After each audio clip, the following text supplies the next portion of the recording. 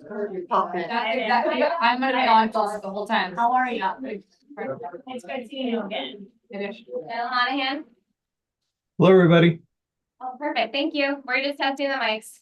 Okay.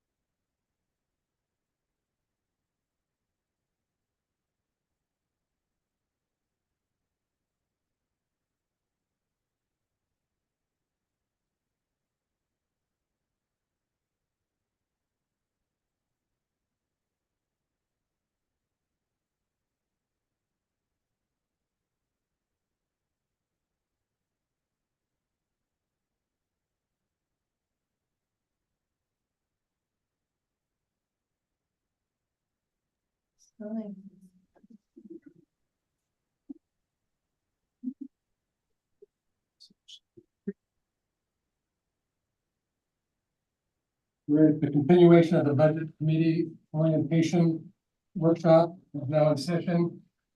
We first met on January 11th. We will continue that meeting basically. We're still dealing with the last year's budget, questions with last year's budget. First item on the agenda, review the minutes. This was emailed out to everybody. Does anyone have any additions or corrections or questions on the minutes from January 11th?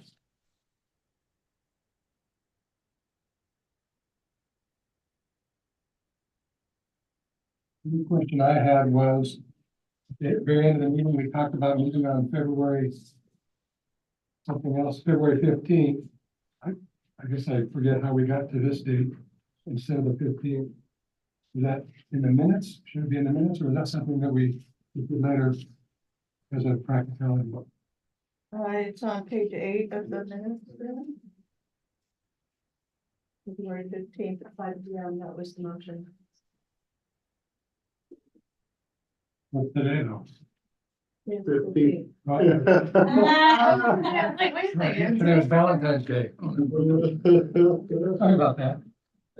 Already, Anybody else have any? check that box. Anybody else have any questions or comments or conditions? Great, we're not going to ask for approval. We're done with the orientation. We also submitted questions to Gloria. Thank you, Gloria, for looking at them and providing answers. We were all given copies of that. So let's do a review of those. Gloria, do you want to just start from the top? You want Yeah. to ask questions? Okay. Yep, so we're gonna start from the top, and then as we're going through the questions and answers, we've got some other documents that we'll share at the same time so that I can kind of point you to where to refer from. But I'd like to just start right at the top. first question. Complete accounting for actual revenues and expenses for the 2022-2023 budget year. And so this is in the audit, so if you want to read the audit, right, that here. And there were several people that requested printed copies of the audit. If you want one yet, we can get that. So it takes a minute to pull up documents. Pause.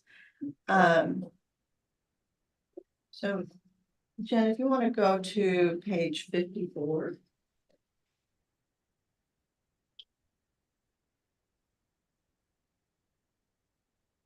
Share with Zoom.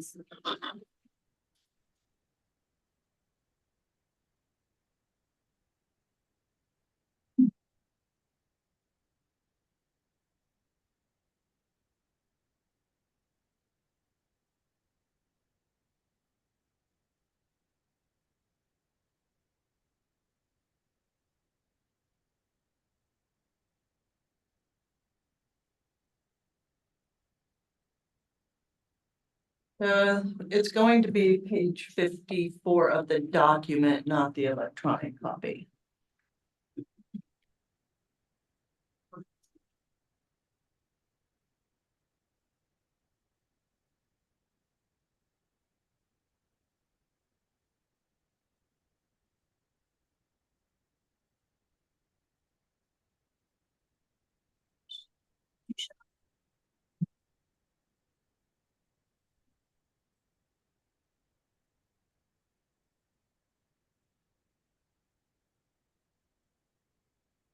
Have it, but Dreamy is restarting the.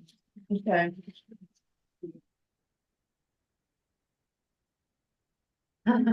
It is visible on Zoom, so if you want to continue and everyone has a Okay. copy All right. at the table. Not everybody has a copy of the audit though, do they? There's a copy at Woolworths and I have one here. Okay, I have one. all right, okay. What page is that? Page 54. So it'll be, it'll say general fund. Page 54 on the bottom.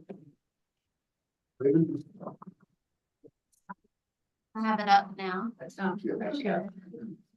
Sorry, Mark, you can't- Better figures. Okay, so she's got it up now on the screen.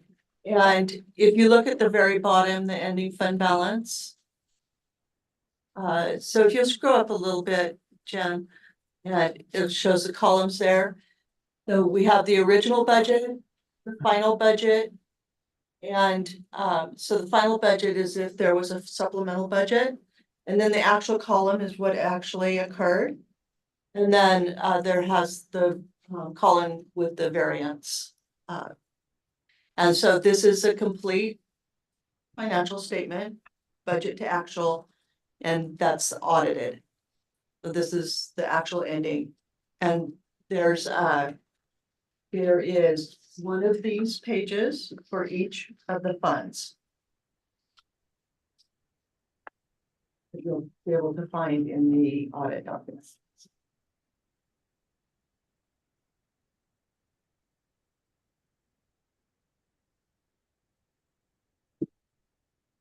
So, so I just wanted to let you know that we haven't been holding on to this very long. We just received the audit, the actual final document yesterday. So we got this out as quickly as we could, updated the Q&A and everything. Is there a reason why it took so long? Like, cause I thought it was gonna be done like 3 weeks ago, or were they just behind or what? Yes, it is the audit firms that they just take so long now. There's very few audit firms that are doing audits now. And so they're overworked. They have a lot of clients and I was told that the school districts are priority because they won't get funding for their next school year if they're not complete by the December 31st. That's Okay, number two, a full and comprehensive report on budget to actual status of the general fund through December 31st, 2023. And so I've done a revised second quarter financial report from the one that we did that was given to the council. And so if you'll bring that up. So Lori, sorry, there's conversation. So this is a revised one that was provided to the council, right? Correct. Okay, so that one we funded regard. Right, and I believe we have copies of that for everybody.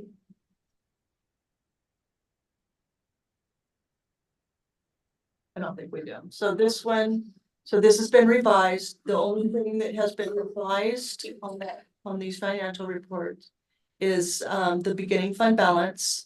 And I believe it affected the general fund and the storm fund. Is that, I have a question on that. Is that in the handout? Yes, Is that this handout here? yes, you requested a copy of that, a printed copy, yeah. And then, was this also in the audit? These numbers, These come from the audit. so they're on some page in the audit somewhere. No, excuse me. So this is December 31st, 2023. This is the second quarter of fiscal year 2024. The audit is fiscal year 2023, ending 6/30/2023. So they're two different things. However, when we bring up our budget, the actual reports, and in this, can you scroll up to that top number? Right there. So the beginning fund balance is the ending fund balance in our audit report. Alright, so I'm gonna ask one quick question just for clarity. The beginning fund balance on general fund actual June 30th, 2023 was 1.246309. Correct. And then you said there was another beginning fund balance. The storm fund. Thank you.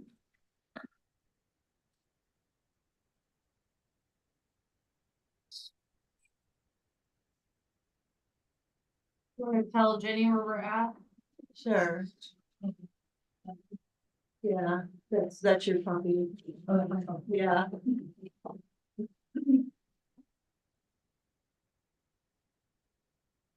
And so we just went through the first question. You have a copy of the Q&A. And that's the document we're working on now. So we're on the second question. So that's, And the third question is answered in the audit.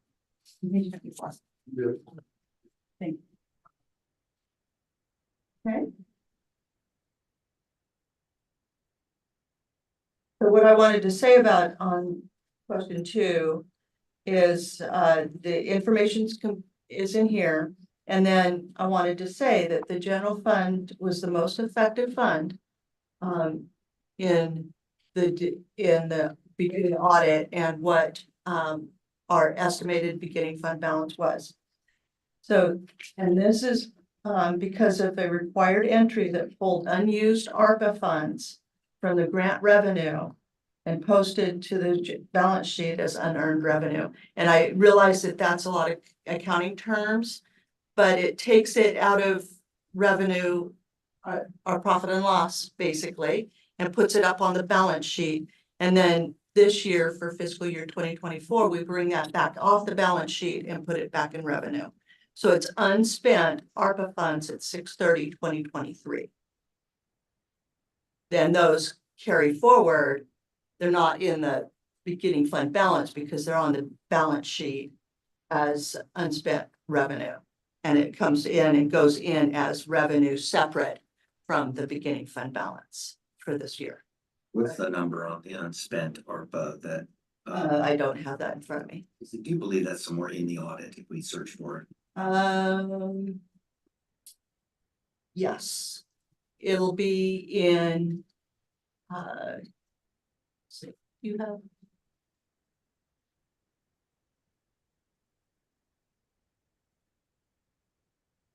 So you want to bring the audit back up?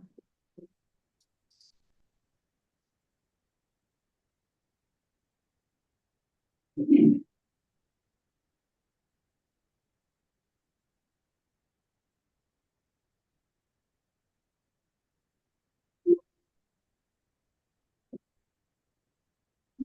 would be page 6 of the document. So page 6 of the audit document. Is the balance sheet for our government funds. There's a line there that says unearned revenue. I think you need to go down. Is that BI or? Oh, I see 6. Keep going down. Yeah. So it's the page that's up on the screen. It's page 6 of the document. And there, the line there that says unearned revenue. So in the general fund, it's not all ARPA funds at 893,000. It's a combination of property taxes receivable, which is a portion of the property taxes receivable, and ARPA. And if you go down to the next page, it's a continuation of this. It shows in the Community Development Fund, the 742,000. That is also unearned revenue attributed to ARPA.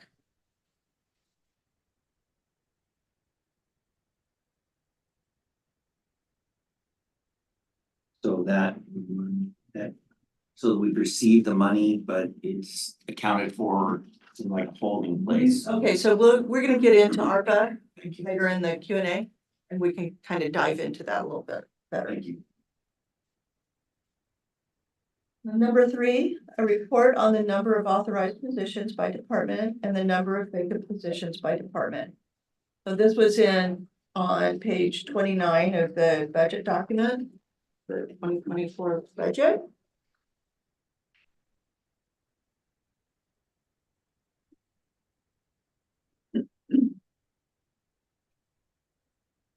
And it's a chart. And it shows all the positions that were authorized and unfilled. So this is current as of right now. This was for, in our budget, yes, Page 29. page 29. Thank you.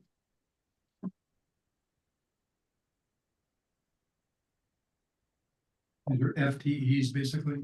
Yes.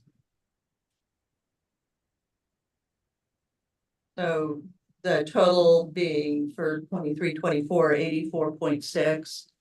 The 0.6 is a partial FTE.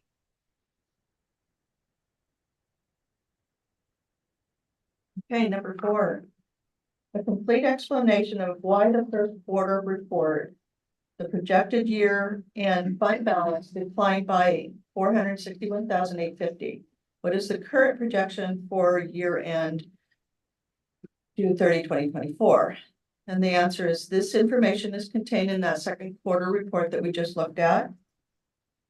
And has been revised. So this is also a misinterpretation of the first quarter report that I gave to the city council. It was not a decline in the beginning fund balance, and it was in reference to the ending fund balance for fiscal year 2023. And as I've noted, the ending fund balance of the prior fiscal year is an estimate until the final audited financial statements are received. So that number has a tendency to jump around a little bit until we have the final audit number. That's what it is. And then I explained back on the first one how that changed and why. And the current projection? Pardon? So if the current projection, what is the current projection for year end 2024 for year end June 30, 2024. We don't have that number yet. We're still working on projections. Is that gonna depend somewhat on some of the things that are on the plate as far as revenue? Right. Right. Okay,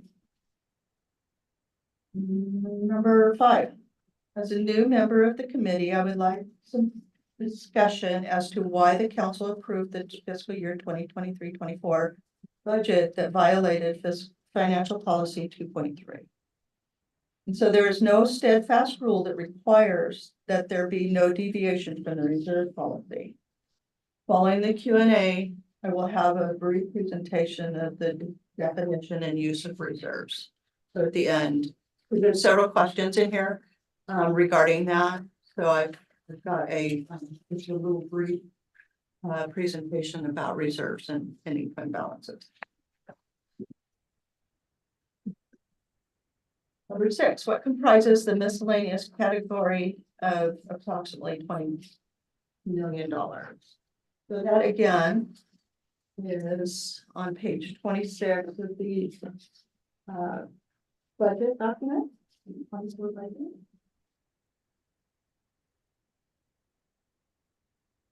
And that's what it was referenced, the question was referencing to. And I didn't realize when this question was asked at that first meeting that we have next to this miscellaneous, it says timing of loan proceeds. So this, in preparation for the 2023 estimated year end, we did not know how much would be drawn down at the end of the year. So it shows up again in 2024 budget. So the timing of the loan draws is dependent on project expenditures.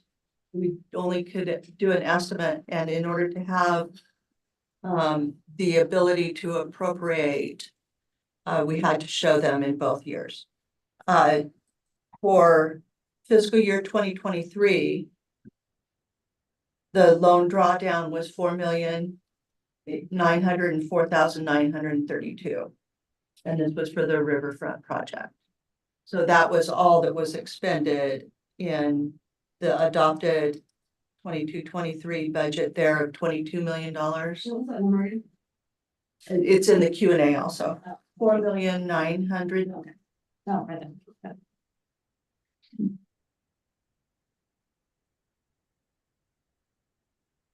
Number 7, what is the shortfall of the amount of money in the general fund that is needed to fund the police now, not including the proposed levy? So this depends on the number of officers. Currently, the shortfall is approximately $190,000 per additional officer. Number 8, why and how have the reserves fallen short to pay for the police exactly? So the police department is one of 11 departments in the general fund. General fund revenues support all departments unless otherwise restricted for a specific purpose. For example, the building related fees are restricted to support building department services. Currently, the police department has no such restricted revenues.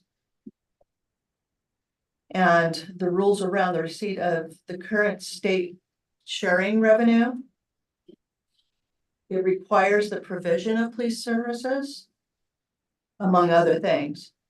However, not all of those receipts are restricted to be used for police services only.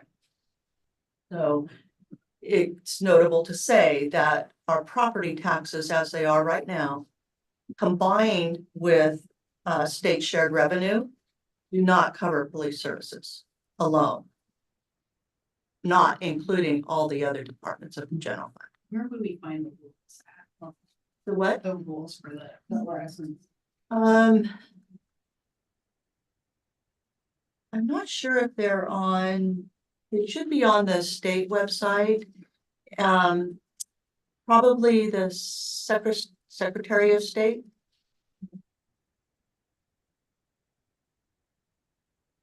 We have the city attorney available too, and if he knows offhand where those rules come from, or they talk about that. I don't know offhand, Gloria, but I'm quickly trying to access the Secretary of State's website, or it also might be the Department of Revenue. Great, thank you. You're welcome. So number 9. What were the actual revenues versus expenses in each fund for 2023? And so this goes back to question 1, and all of that, those are answered in the audit. Number 10, what are the projected revenues and expenses in each fund for 23-24? And so staff are still working on 2024 projections. Number 11, Lori, do you have an estimated time when those might be? those will be available at the April 25th meeting. Number 11, please provide a line-by-line summary of the adopted budget for 22-23 versus the actual to date and or projections to the end of the year. So this information was provided in that budget to actual that was sent out in January. However, we did rerun this that reflects the fiscal year 2023 audit entries and to date as a. So we've got that right.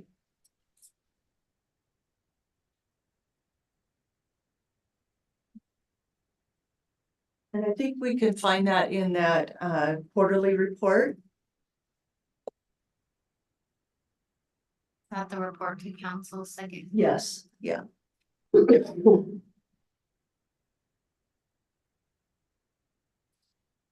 No, it's in the budget, budget 1, not the report Budget council, final. but the, No.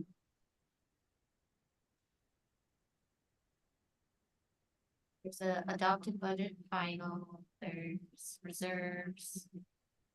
Report to council. Second quarter budget report. yes. This one. So on the far tab over, the trial balance. That has all the information. What's the name of that document? Second quarter report for us. That just came out. And I think you've got a copy of it. Yeah, we did a revise one. Those of you that asked for a printed copy, it's in that printed copy. If anybody else wanted a printed copy, let me know. And we'll also have that available electronically. It was just the 2 numbers that were adjusted. Is that correct? In the second quarter report? No? No. Okay. And then This is the most current report, so we want to review that. right, and so I'm wondering, what's the title of that document? And is it the second quarter report revised? Would that Yes. revised post audit? Would that be? Advised, yes. And so, Revised with the audit, yes. so that is not yet, that's something we can expect to get in electronic form. Right, if you don't have a printed copy already. Yes, And but really we bad. will also have a electronic. Yeah, I'd rather work off electronic, but if What page possible. in the printed copy is it? Jen, do you have it? That's this one, right? This one here, There's no pages. this one. Yeah. And, I mean, those tabs look like they're gonna be very helpful to get through and Yeah. tab through and. Yeah, it would be, Are you saying we're gonna get it on it soft? I think she says You'll that, get it in electronic form and it'll look just like the B1. Yeah. Good. Jamie, let's make sure that we have that on the list. If we haven't, I don't think we sent that one out yet. yeah, I was a bit confused just when that came out in December or January 3. I was trying to make, I appreciate the time to sort it through and Yeah. explain it. Yeah, sure.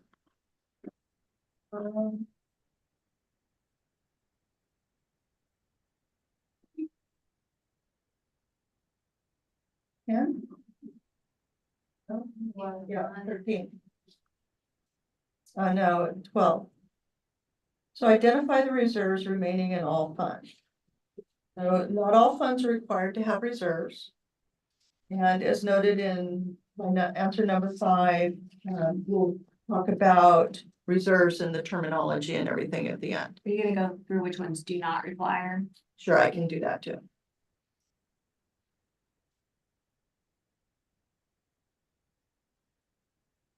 Number 13, that was also inserted in the audit.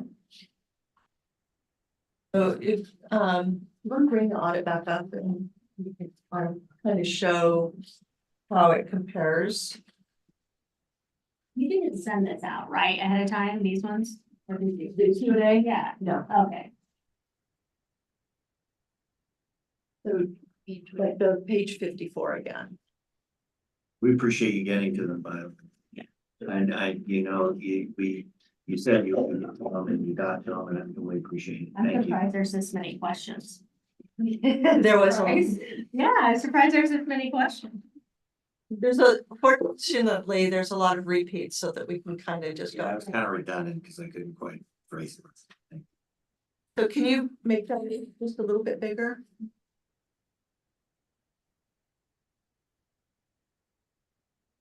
Okay, so the question is identify revenue shortfalls. So if you're looking at at this particular statement, and you see the revenues there, so you've got budgeted revenues overall. The budget was 11,856,000. The actual received revenues was 10,795,000. And then in the variance, you can see that they fell short by 10 million from what we had estimated. By 1 million. 1 million, sorry. By 1 million. Big number. So, and all of the budget to actual statements in the audit show this format, and you can clearly see where if there was any over expenditure or under we were under revenues or over in revenues. So it's really detailed. Okay, number 14. Identify projected revenue shortfalls for the 23-24 budget. Sorry, Gloria, can we go back for just 1 second? Sure. When we go back to that and we see the miscellaneous there, right, anytime we see that, I mean, I know we're gonna get another chance to ask what those miscellaneous might fall under, what captures. Can you pull that one back up? And then I assume that there's gonna be more discussion on the grant. Yeah. Want to derail that, we're on a nice flow here, but just getting curious. So miscellaneous is, yeah. I would have to run a report to be able to know what miscellaneous. It's just out of curiosity, what falls under there, it's like, actually, already, kitchen cabinet. Yeah.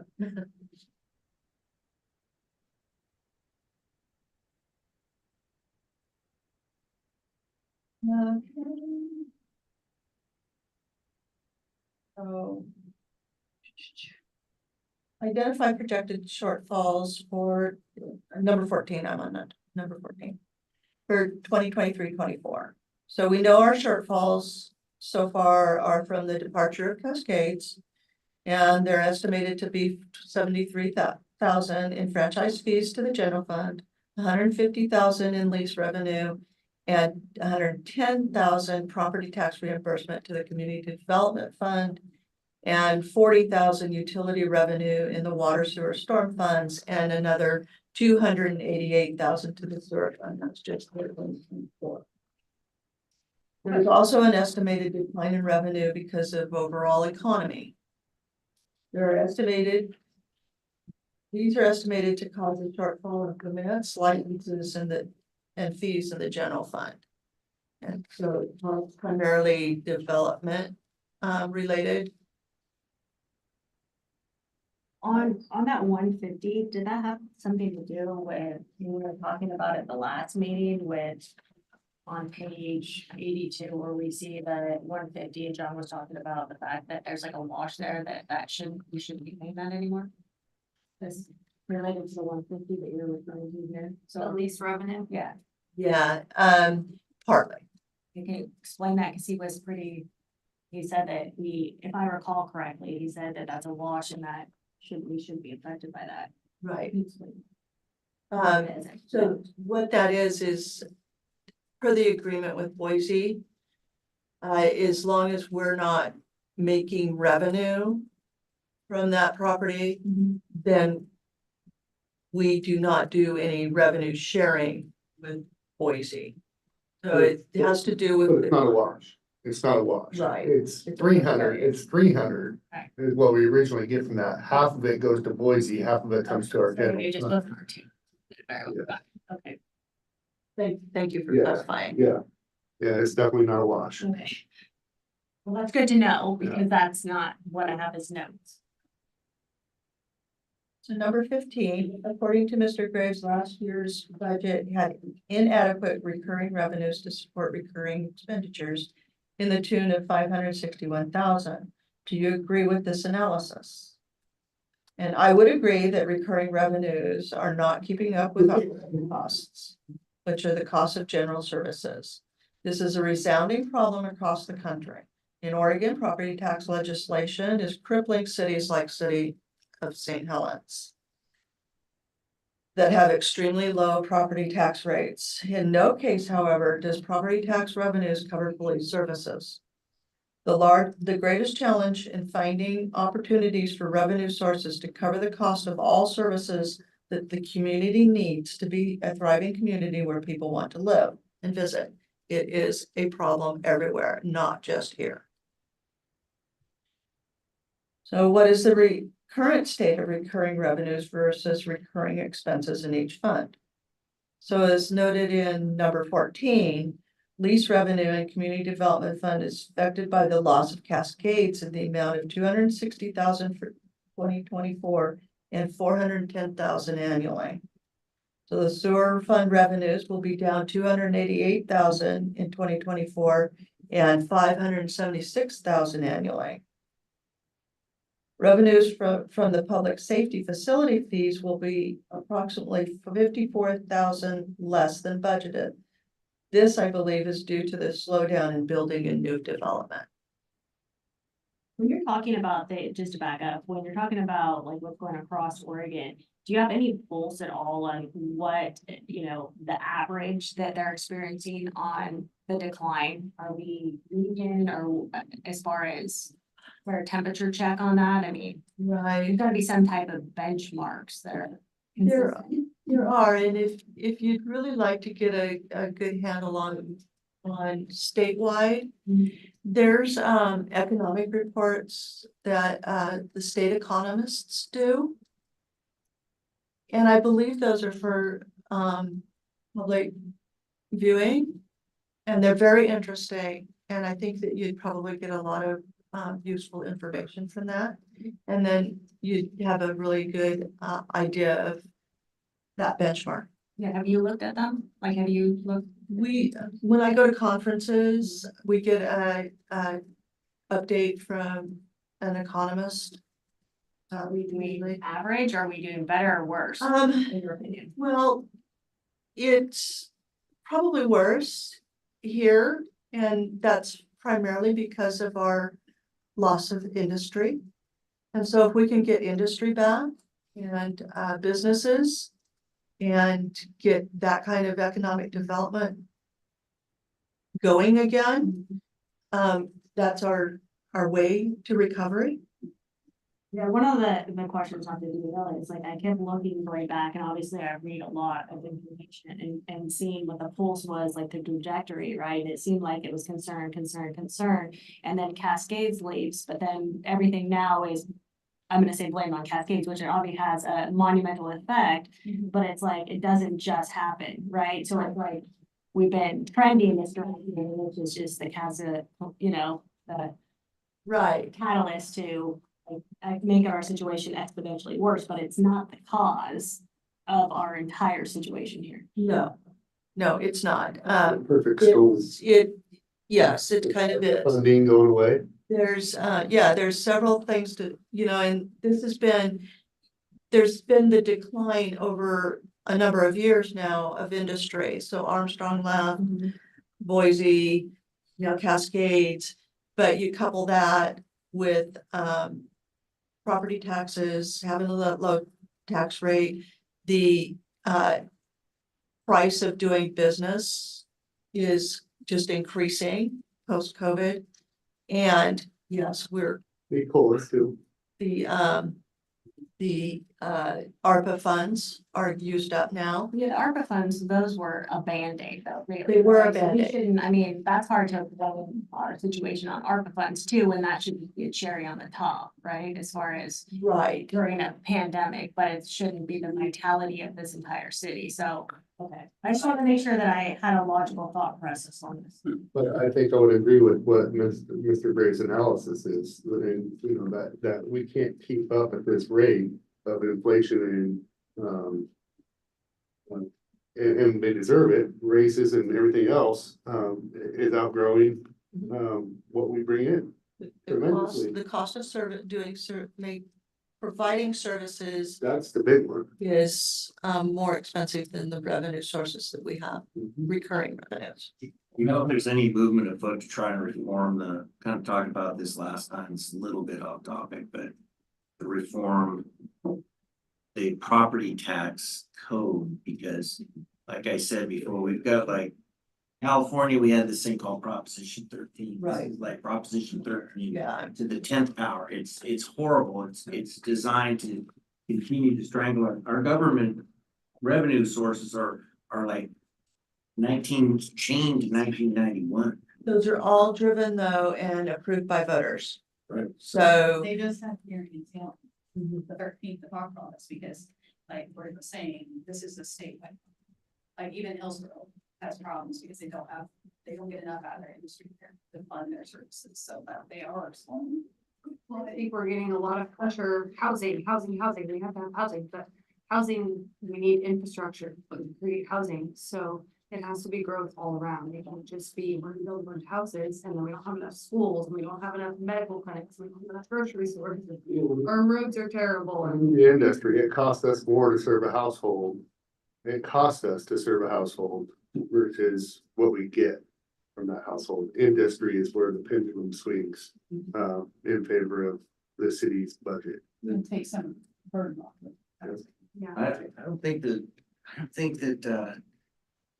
like if you buy a house for $500,000, you get taxed on half, you know, if you got a house that was once worth 150, but then you come in the current market conditions, you buy a house for $500,000. Then the person who buys a house for $500,000 is taxed on $500,000. The new basis, their basis goes up, their tax, and then they start with incremental after that, then they creep up. So when people buy properties, they know that if I'm gonna buy a house for $500,000, I'm gonna have to shoulder the tax burden of a $500,000 house.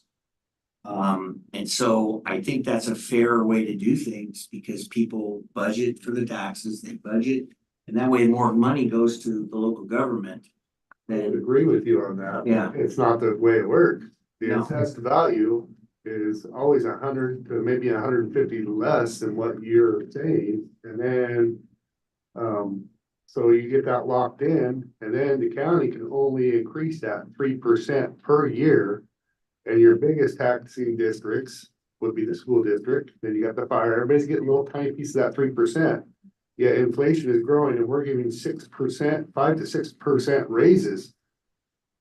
And we can't keep up with that. Yeah, that's why I mean, think of that. We're, I'm for even if we got the whole 3%. changing it. Does it, I mean, 3% on one side, giving 5 to 6 on the other. If I buy a house for $500,000, someone buys a house for $500,000, now they get taxed on like a 200,000 assessed value. Yeah. And so that just seems like people can afford the taxes on the houses they buy. And so I don't know why we have the system. I just don't, I'm thinking if we're looking at tax reform, and this is more of a general thing in case anybody's watching, is that we do need to find a way to get more income from properties, and people can't afford them. When you buy a property for a certain amount of money, you can usually afford the property tax. That's what you build in the purchase price. This is all based off of Measure 5, correct? Or mostly, 50, yeah. and 5, get fine. which was kind of sold to the public in a very misleading way. Because it took away from schools, it took away from all sorts of So it just roads, takes away from everything, litter cleanup, environmental protection, you name it, anything the government's trying to do with the money, it just is, there's not enough money. Well, I think the general public doesn't understand that. They're like, lower taxes, that's great, but then why do our roads suck and why do our schools, you know? Right. He understands how those two are connected. The school actually gets backfilled and supplemented, and that's why they have to have their audit by the 31st, because they actually get backfilled by the state per capita of students. Okay, so they're really not affected like cities and counties and fire districts, because they get backfilled by the state. Yeah.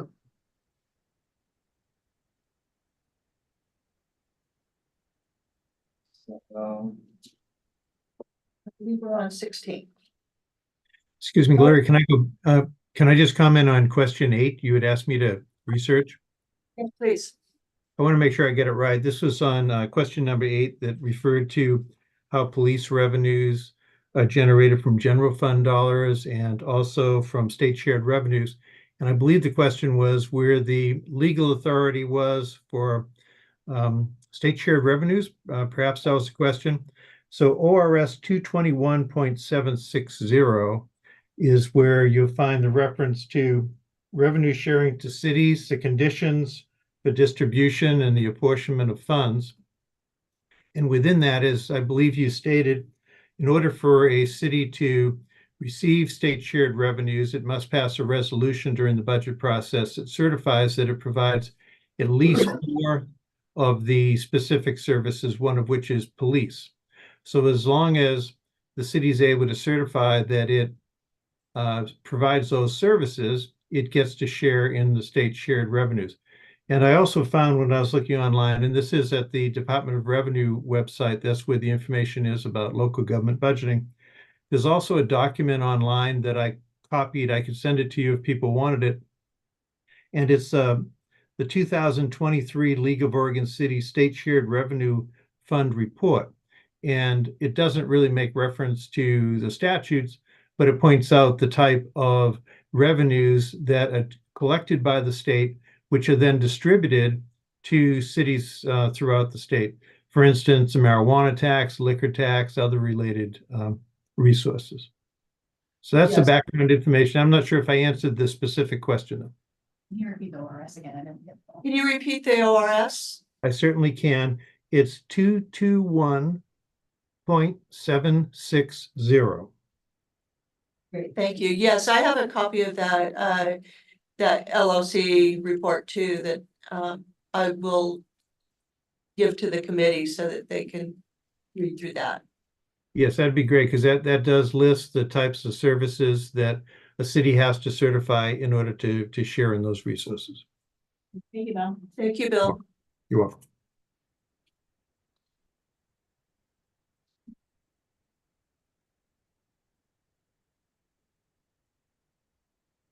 Number 16, how is elimination of ARPA funds going to affect each fund?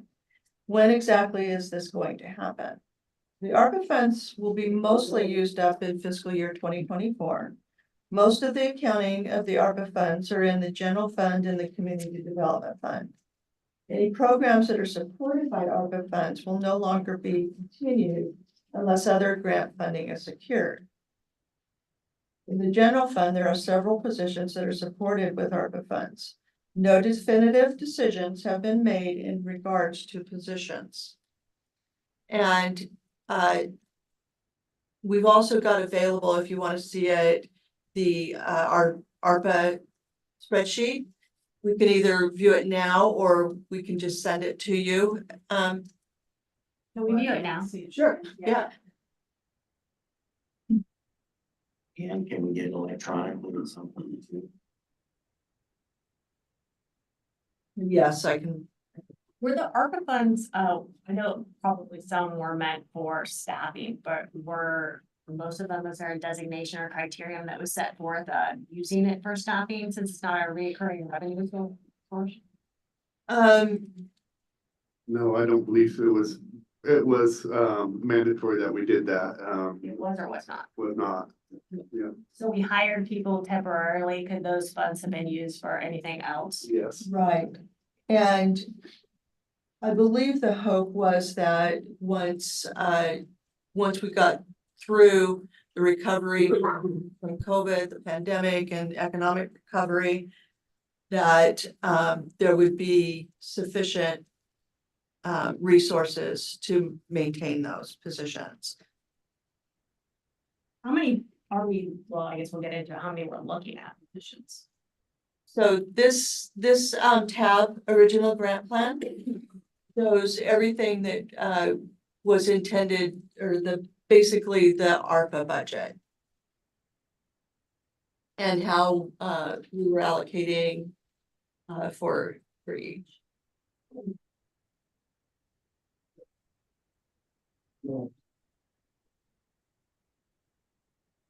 They're like a bottom line of what we got in 22, 23.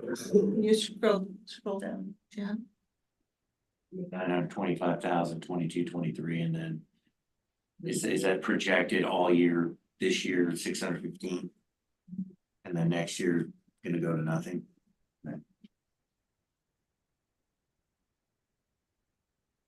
Yes, we'll share this with the committee. Problems, What's that? a lot of problems, a lot of not just, challenges, we'll say, challenges. It's a better way to phrase it. Opportunities. Opportunities. That's what John called them. The same mayor.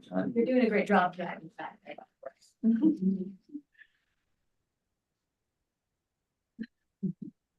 Okay, number 17. Provide a summary trial balance report for.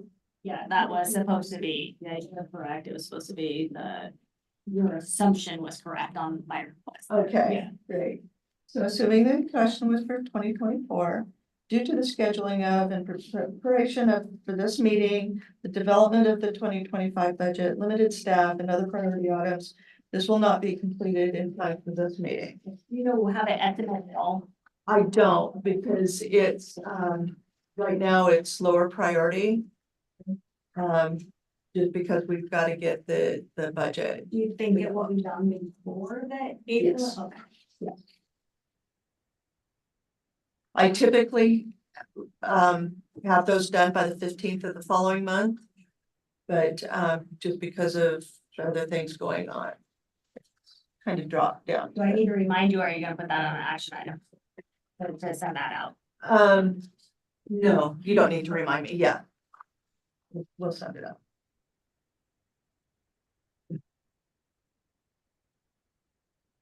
18. The council sheet for ARPA fund expenditures. So that's what we just looked at. That tab that we looked at was basically, I believe, what this question is asking. And it's the spreadsheet for monitoring. That tab that we was looking at in that just a few minutes ago shows what was budgeted, and was the council in council with council. Sorry, since those are readily available, I would assume that those could be sent out in expedited fashion. Okay. Yeah, we can send those out.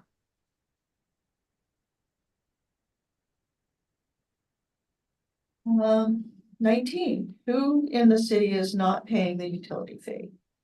So as if this is in reference to the public safety facility fee, outside of city limits is not charged this fee, everybody else is.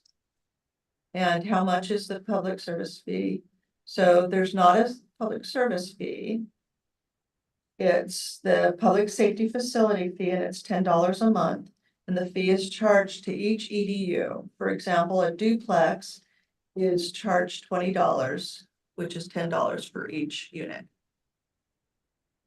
Is, I guess the other question here is which apartments or dwellings or anything of the sort that's not paid? So no, there's not any that are not paying. So once they are approved for occupancy, they start getting billed for that. So like all the apartments, every EDU for the apartments. Get charged the fee. That's why it's so beneficial, because it's spread out more evenly. Right, I just wanted to have that recorded on here, that's exactly what. It's the rate payer that pays it. That's the code I think there's discussion. developed Yeah, that's right. There's an issue with that. Years ago. I think there's general discussion that I've heard in the city population that the apartments by Starbucks are not paying utility fees, or they got, No, they're a nonprofit. They're a nonprofit. They pay the utility fee. They pay utility bill, they do not pay property taxes. So that's why the utility fee is beneficial, is because in places that use those services heavily, like those apartments, are paying their fair share. I think there was just a lot of confusion. Yes. About that, so thank you for. So if the units are separately metered in They don't have to be separately No, metered. they It's don't. per unit.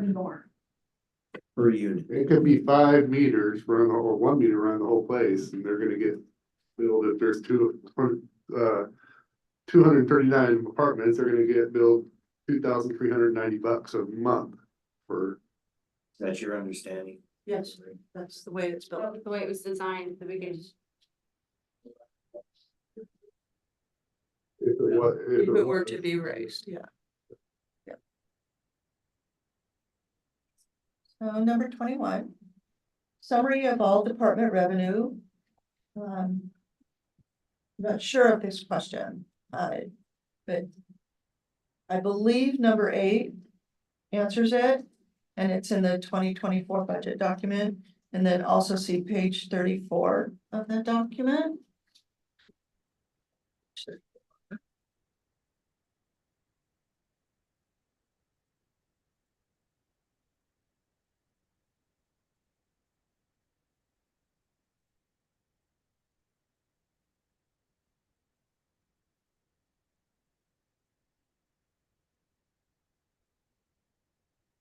Let's go down just a little bit. And if you see the charges for services and then licenses, permits and fees, scroll down a little bit more. You see in the licenses, permits and fees there where, let's say fees recreation. And you go across, these are, the prior fiscal years, and then for 2024 is 180,000. So those are revenues that are brought in by recreation. They charge fees for certain programs, and so though that money, that revenue is used to support recreation.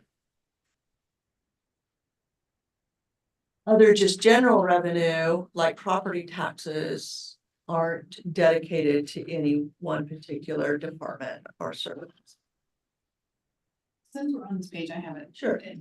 Outlined. Is there a reason why the library is not charging fines? That was, it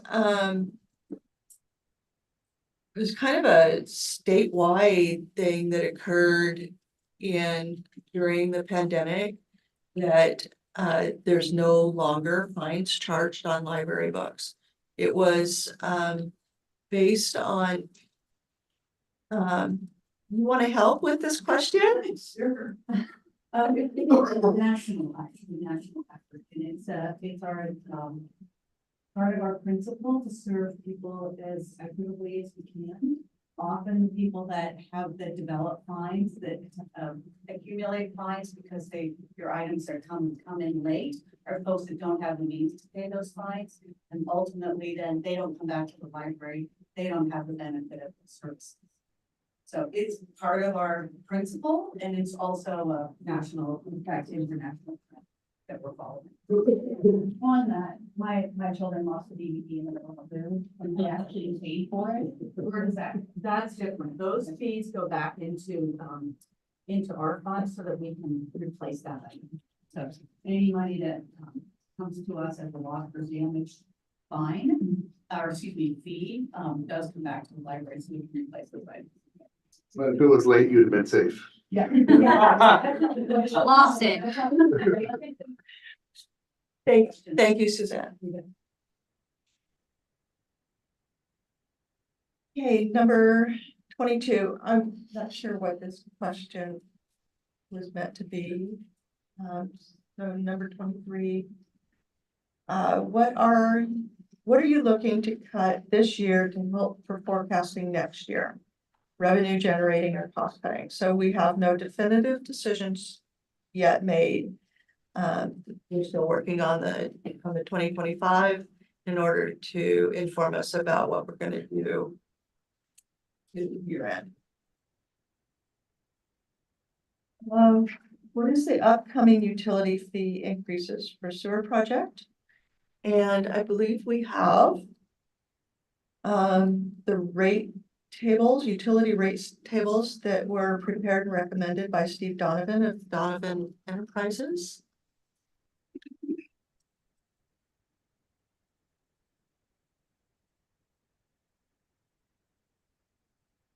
So this is for water, and it lays out each year what his recommendations were for rates.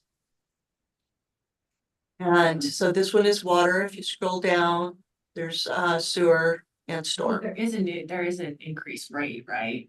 There is. Somewhere for sewer. So for sewer, we're at 2024, for 2025, you see the fixed rate goes up $1. $1.50-ish, yeah, 60-ish, yeah. Make sure I was reading it right.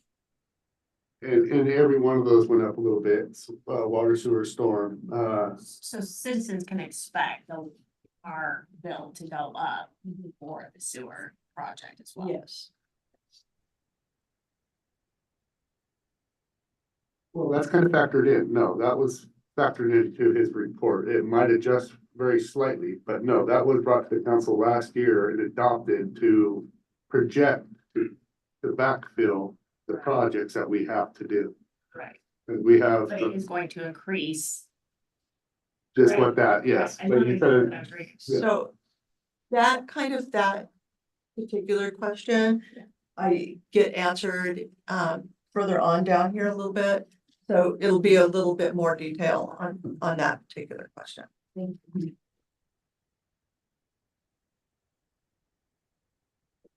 So number 25, on page 35 of the budget worksheet.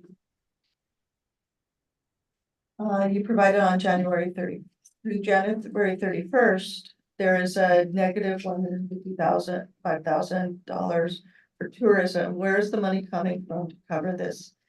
As in the quarterly that was produced for the February 7th meeting. This is now different. So the budget worksheet was run on January 17th. So it did not include activity through January 31st. It also was run before all closing entries had been made for December. The second quarterly report is as of December 31st, 2023, and as noted in answer to 17, we will provide January 31st as soon as all reconciliations and closing entries have been made. So the second quarterly report that was that we've got there is a more accurate number than that report that you received in that budget worksheet report that you received on the 17th of January.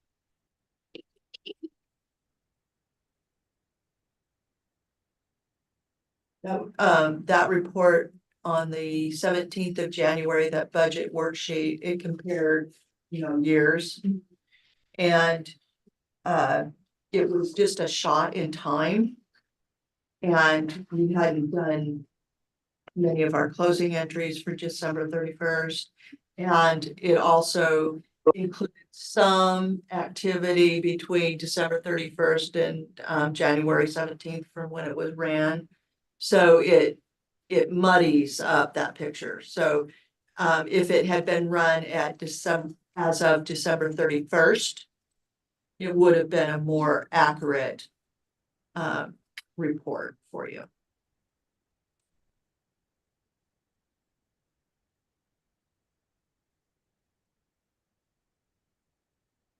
I mean, that goes with everything that's in the, what you provided, really, Right. based on the budget worksheet. So the February 7th updated will have the numbers, because I think tourism doesn't report out until December 30th. So February 7th, the one you recently updated will have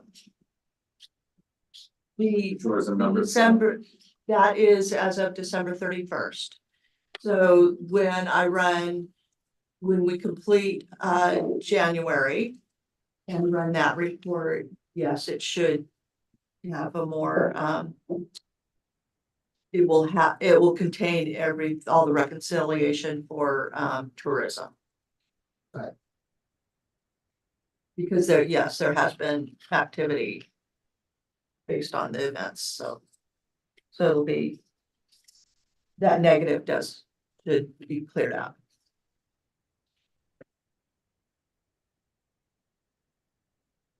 Number 26, on page 15, what are some recent examples of the expenditures of some expected funds that do not require a formal supplemental process, but require the council to appropriate expenditure of the funds? And so page 7 of the Oregon Local Budget Manual. So we sent this out early on when we did introductions for the committee, that Oregon Budget Manual. And so I pulled some excerpts from that for here, and that talks about appropriation and supplemental budgets. Is that somewhere that we have? Yes, not printed in front of you. Okay, good. Right, so the documents that we sent out in your welcome packet. One of those documents was a Oregon Local Budget Manual that is produced by the state. Okay.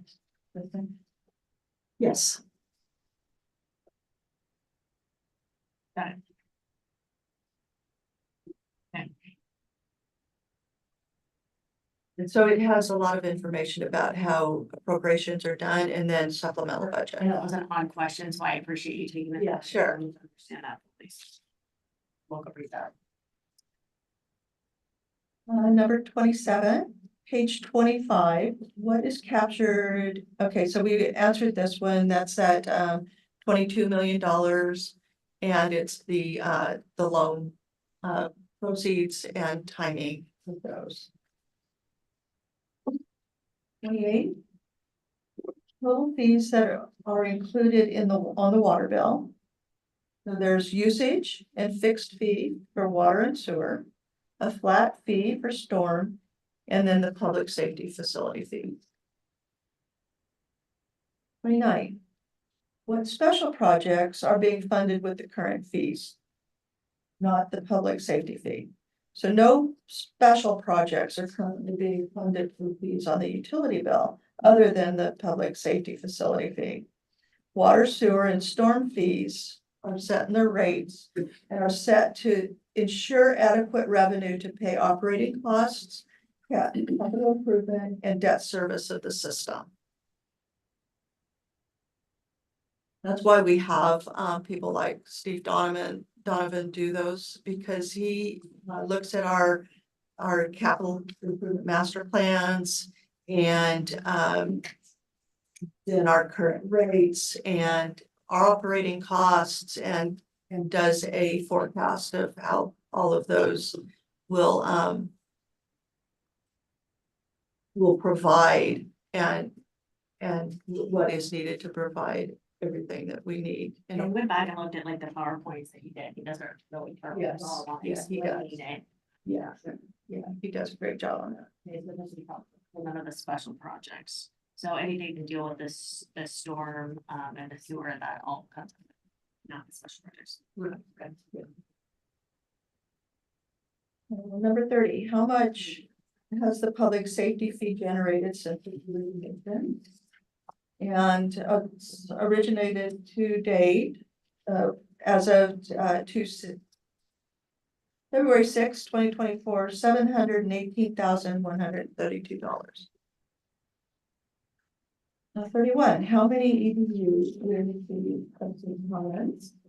Currently, there are 6,700 units, 6,007 units that are charged the public safety fees.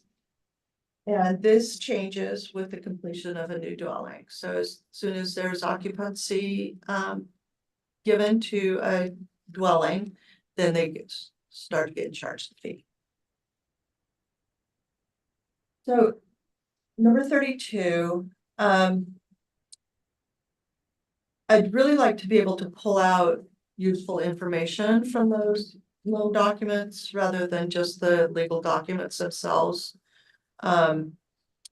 If you really want the signed loan documents, we can locate those, but I would prefer to stay on the task of the budget committee, and I could provide you the debt service schedules, things like that are. I think anything related to what the indebtedness or like the total debt for that would Sure. be Okay. really helpful to Okay. see the breakdown of what we're actually into the police department for the build out would be helpful. Okay, So anything related to that, I think. would be okay, that would help, that helps give us some guides. What about the funds that have not been expended? Can we see some evidence of where those are? That's kind of like the whole piece of all of that. Well, I just wanna make sure it's specific. So I know that there's 12.5 in bonds issued, and then there's some, I think there've been some expenditures against those bonds. I don't know. But can we see how much funds? So that's a new still- question, and we can provide that in the next Q&A. I mean, honestly, just yes, that'd be great.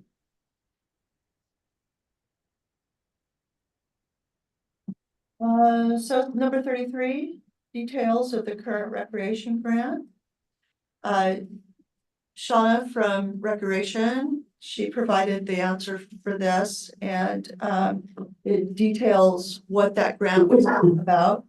Bottom line is in year one, they received 235,718. And then in each consecutive year, she's pointed out how much is going to be received. This is a pass-through grant. So the school district, they receive the grant monies, and they pass those through to the city recreation, for the recreation. Provide the after-school programs. Correct. Yep.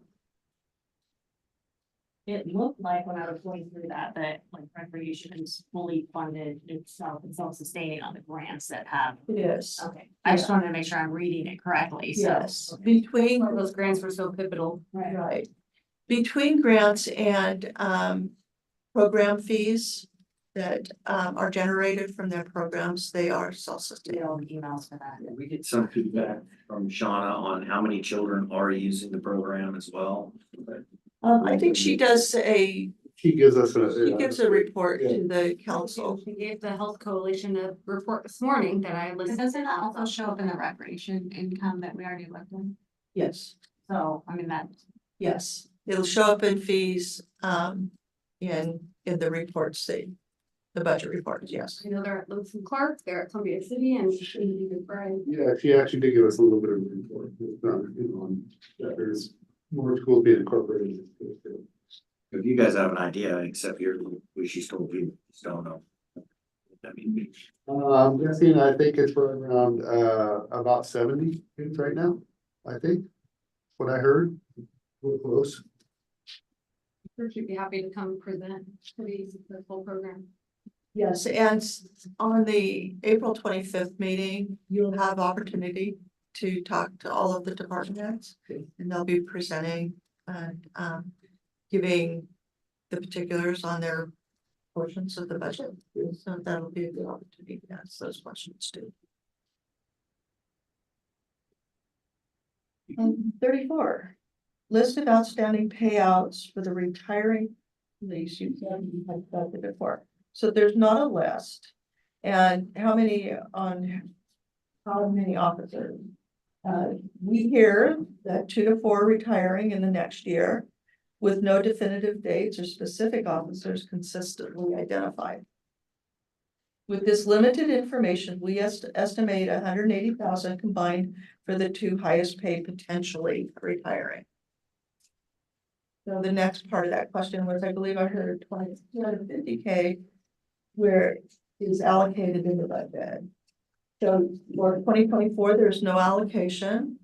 The potential retirements are presumed to occur in fiscal year 2025. And it will be budgeted in the police department of the general fund. I thought that I recall you saying at the meeting that when there was talked about retirees, that it was already accounted for. I feel very strongly that Yeah, so- I think I made notes, so. So we're trying, keeping track of that, but that changes all the time because of vacation accruals and all of that. So it is an estimate. So right now, it's about 180,000. Is that for the something 2 we would top? have for like in a contingency fund, or like if somebody just up and retires, cause like that'd be payout time, right? Right. So if we had 2, 3, 4 officers, well, look, that's a significant amount of money, so then it would be taken out of the contingency. It would be taken out of contingency. But right now, it's not planned or allocated anywhere in the budget. Correct. Not in fiscal year 24. It is presumed to occur in 2025. So because of this estimate, is that in there somewhere? For the combined 2 highest paid? It's not in our 2024 budget. It's something that we are working on. I'm sure that will be answered in April. It's just that we Yes. keep hearing about the pending retirements and it's more than 2 people. We have to look at where our reserves are, and so we could have a major hit for payouts for retirements, sick pay, vacation. Yes. That could be extremely detrimental. Yes. Okay. So number 35. It references page 39, I believe, of the budget document. The report writer for the police at 80K, how long does that go? And is it always 80,000? So I had Chief Greenway answer these questions. So for startup costs, he shows the startup costs there. And then the other question, is there a subscription for this? And he answered the annual fee of 16,000. And then the next part of that question, is the 80K as part of the document, or is that a subscription? And his answer was the 80K is not part of the annual fee. So I know that those are little complete answers. Yeah, I was That's what I got. confused about, I'll be honest, I was confused at looking at it. First, I wanted to know what the initial startup cost was, then the annual subscriptions, because I believe we are the keeper of the keys, right? We're the main subscriber on it. And then what that 80K is that already allocated somewhere? Is that, where does that go? Like, I couldn't make sense of it. Yeah, so I believe, not knowing for sure, I believe the 80,000 was implementation cost. And I don't think that was part of the It subscription. might start up. There's none of the county on there, so we're paying that portion of the county's bill and then the county's paying us back. Yes. And that went up when staff who's paid out. So Correct. it would have been a lot lower, both on the startup costs, would have been split 3 ways versus 2. Subscriptions would have been 3 ways versus. Yes. And that's how it had been budgeted. So if we go back and start talking about supplemental budgets, that's going to be one of them.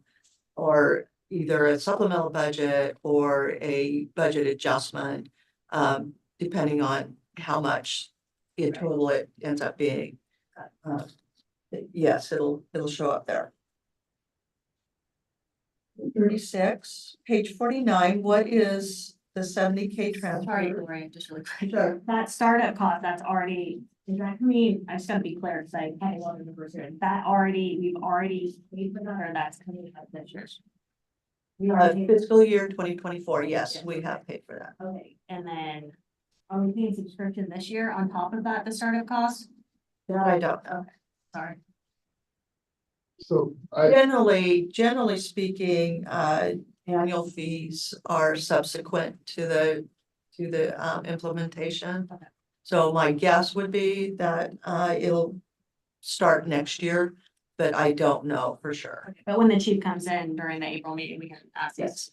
Yes, absolutely. so I just want to state, Mr. Chairman, that we were warned as a council that when it came to the police budget, that Jennifer Massey would have to recuse herself.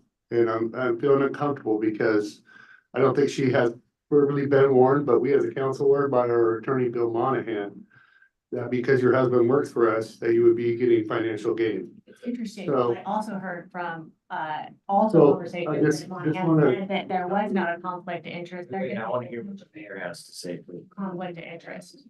And then I do have something to say on this subject as well. I just don't know if this is the right time. Bill, I just bringing that up because it seems like we're also diving into this year's budget coming up and I'm getting uncomfortable that our budget can be challenged and the whole process. Well, Mayor, the conversation I'm hearing is questions being asked as to what the line item expenditures are and what the costs are historically in the budget, so that the budget committee members can be prepared for the process that's going to be initiated in April.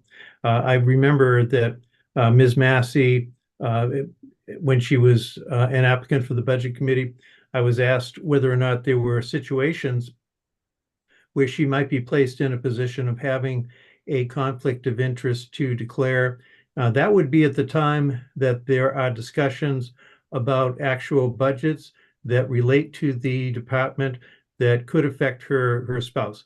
And at this point, I think it's an information gathering exercise, and she may be asking the questions to not only gain the information for herself, but also to make sure that other members of the budget committee are aware of the various items within the police budget. But primarily the questions are going to be related to the compensation that are received by members of the police department. If her husband is a member of the collective bargaining unit, there would be a point in the discussions where she will need to consider declaring a conflict of interest, either an actual or a potential conflict of interest.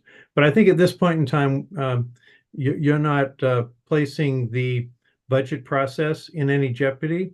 And in fact, the issue is going to be personal to Budget Committee member Massey when it comes to the time that she needs to take into consideration when it's appropriate and necessary for her to declare a potential or actual conflict. Thank you, Bill. And just to be clear, I did some homework on page 2 of the ethics matter that we were provided. It goes into basically the potential or real actual or potential conflicts. And at the time of the budget committee, that would be my time to go through the highlighted section that talks about even specifically a husband. I don't know why it doesn't say a husband or a wife, but anyway, member of the city's budget committee is a city employee. So that's the time that I would bring this up as a potential conflict, correct? I believe I believe that's correct based on the facts that you presented. Right now, we're in the orientation stage. We're not talking about any actual budget considerations for fiscal year 24-25. But I'll give Ms. Massey the same advice that I give anyone who's in a situation with this an actual or potential conflict of interest. The best advice is to contact the Ethics Commission staff and get direct information from them about your particular circumstances and the situations that you believe that you'll be placed in. Yeah, and I've been doing homework. That's why I have it highlighted, have this tabbed. So I appreciate that, Bill, because I want to make sure that I'm covered. I like to do my research ahead of time, so I appreciate that. Yes, thank you. And it sounds like you've got access to some of the right documents, but I wanted to make sure that you're aware that the staff of the Oregon Government Ethics Commission are available to help individuals who are in situations like you, because you place yourself at risk. As opposed to the budget process, as an individual, you need to be careful, and you're doing that, and I appreciate that. Thank you, Bill. I appreciate that. Can I ask Mr. Monahan one thing, or could I? If I could. He's here for. I was thinking, Bill, that at the beginning of when we actually start our budget process, which I think would start in April, that I think at the beginning, I would believe that people who have potential conflicts should disclose them and what they are. And that way they're here for everyone to hear at the beginning. And we can all take them into account, because there's a lot of things that we may discuss that maybe blend over, may not be something as directly as how much should the police get? It could be, what are our priorities concerning a different one department or another? And I think hearing from everybody what their potential conflicts are, then everyone understands where people's perspectives come from. And then people can say whether or not they believe they can be fair and impartial. That would be my preference. But I don't think the time is ripe yet. But I'd like your feedback on that. So if I could comment to that, to Mr. Toski's question for everyone. So making an introductory comment to the public for the sake of transparency, perhaps to identify who the members of the budget committee are and whether or not they have any family connections to members of the staff who could be affected by the budgetary choices that the committee puts forth for the council. That would be an appropriate good practice. But I want to stress that it's important under the government ethics rules that each time there is a discussion that potentially affects someone's financial benefit, it's important that the individual at that meeting, each and every time, make a declaration for the record. So if there were that transparency explanation that Mr. Toski mentioned, which again I think is a good practice, that wouldn't suffice to cover an individual throughout the entire process. They need to make declarations each time that a discussion item comes forward when there's a potential deliberation towards a decision. You're not in that situation now. You're in the workshop orientation session. And the reason I brought that up, Bill, is because I wanted everybody to hear this because of potential ex parte contact too, and moving forward too. And I will be asking that later, and I think if anybody has had any ex parte contact with anybody, they should declare it every meeting. I think that should be part of our agenda. But I just wanted to make sure that this committee had the opportunity to hear it, because we as a council were the only ones that heard that conversation. I don't think Ms. Massey was ever addressed on the issue, and has not heard it from us or us as a committee as a whole. So And I do appreciate I thought it was relevant. I appreciate that, but it is evident that I actually need the documents that are. Well, I want to make sure all the committee knows. Yeah, I get it. I was pointed out and I appreciate that, but now that you know that I know the research, and I will make sure that it is good. And I think while we're all sitting here, could we get a definition of ex parte? Thanks for asking that question, because I wanted to jump in and respond, because I thought I covered that at the last meeting. Ex parte means from outside. So a contact made to an individual that is not heard by the entire group within a setting. However, we're not in a quasi-judicial setting, and that's where that primarily comes into play and where that is a concern. In your circumstance, as citizen members of the Budget Committee, as well as council members, it's advised that you all be getting input from members of the community so that you can factor in how the budget would fit into addressing the community's needs, as well as taking into consideration the ability of the community to support the various programs that the city has. So I'm not as worried about ex parte contact. I think it's important when you're in a session that when you're in a budget session, that you share with the rest of your budget committee members the knowledge that you've gained, so that everyone benefits from that and can take it into consideration.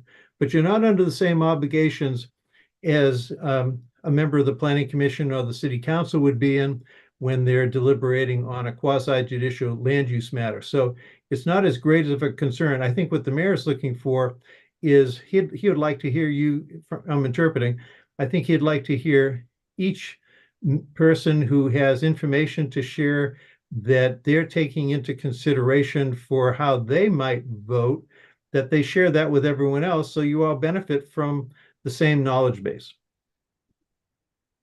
That's it. Part is from outside. If I talk to Jen outside of this meeting, or I talk to Steve, or I talk to another member of the committee, is that ex parte communication? Not necessarily, but that raises another issue, and that's the Oregon Public Meeting Law. So Oregon Public Meeting Law requires that when there is a quorum of the members of a body who are having conversations about something that is deliberating towards making a decision, you run the potential of having what's called a serial meeting and violating the Oregon Public Meeting Law. I don't think you're having that problem at this point in time from what you've just said. You basically commented that you've talked to other people, maybe saying, hey, did you get the list of questions that Gloria provided? Does it answer all your questions? Or are there more questions?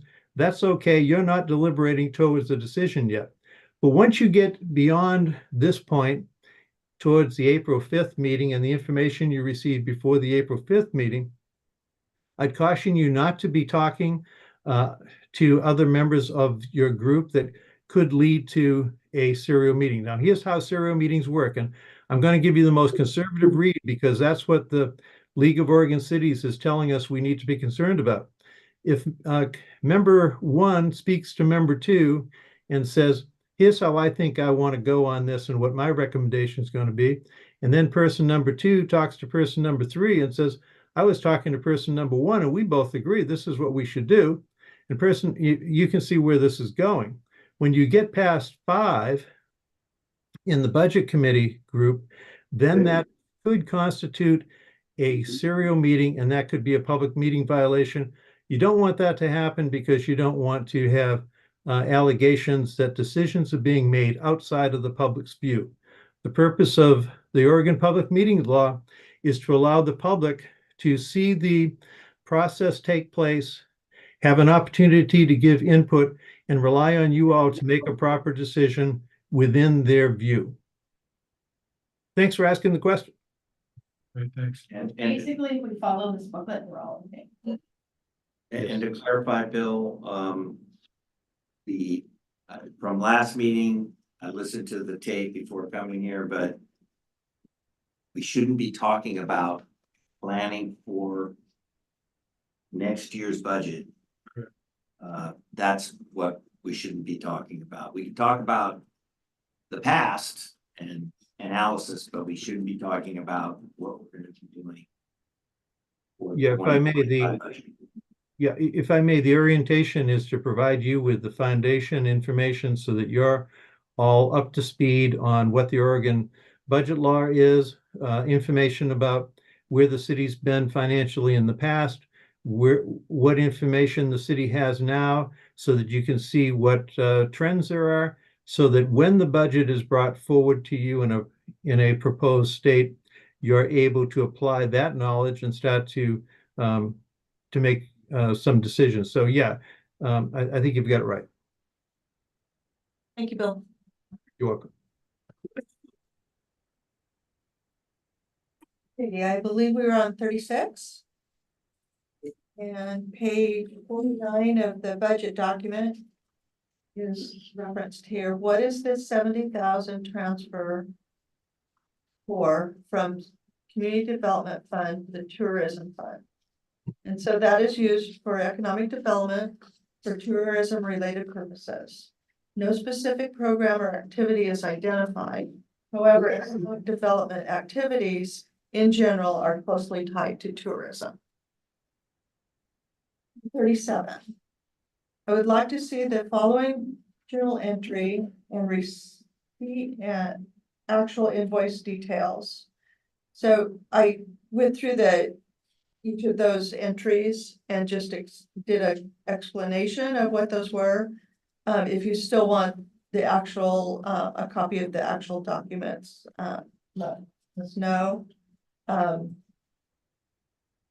Journal entries are a really standard thing. Most of these had, were related to reconciling the bank account. These seem to make sense. Yeah. And, or correcting, allocations for expenditures, something was miscoded into one line and needed to be moved to the correct line. And then there was some receipts. And those, receipts, are brought in and entered in our utility, billing department. In the front there, and, all receipts go through that way. 38, can we provide an explanation for the necessity of looking into the 20% reserve that cover costs and expenses in the current budget? So there is a lack of sufficient recurring revenue to pay for services. The Budget Committee and Council decided not to make further cuts in services and approved a reduction in reserves for fiscal year 2024. Right. What are the anticipated consequences or impacts of utilizing the reserve funds? So there is need to be for new sources of revenue to provide services. We cannot operate and provide services with a negative fund balance. So we need to, if we use up all of our reserve fund balance, then we have to make adjustments because we can't go negative. There will be more detailed information regarding reserves and fund balances at the end of the Q&A. I've referred to that a few times now. 40. Are there specific areas where these consequences will be more pronounced? And so there are no decisions yet on the impacts. This will be discussed at the first official budget committee meeting when the proposed fiscal year 2025 was presented on April 25th. So Bill had said April 5th there, but it's the 20th. 21. Is there a need for a break? Anybody? Everybody good? I'm gonna take one, I'll be back. You're doing good, Gloria. How many we got left? That's you. Well, we've only got a couple We're pages, halfway. three pages. Yeah. I'm good. Keep going. Need to take breaks and. Okay. So 41, considering the use of reserves, do you foresee any challenges in adhering to the current budget until the end of the fiscal year? So there will be a supplemental budget and or budget adjustments. Though currently this should not negatively impact the ending fund balance for the general fund. 42. Are there contingency plans in place? So most of the operating funds have a contingency. Also in most operating funds, we budget the estimated ending fund balance to end the contingency. So it's a form of budget law that if you budget an ending fund balance, that ending fund balance cannot be used in a supplemental budget or in the case of contingency. So it's general practice by many cities to budget the ending fund balance into contingency in order to make it available in the case of urgent need. The only time you can utilize ending fund balance is in the case of a natural disaster. I haven't looked, but off the top of your head, do you know if we had to dip into any of our contingency funds this last Not, budget? not this year. I don't know if we're going to be using contingency for our supplemental budget yet. Okay. We're working on We'll that. know that by April. Yes, yes. And, most of the supplemental budget is to be able to appropriate grants that we received that we didn't, anticipate. That'll be most of it.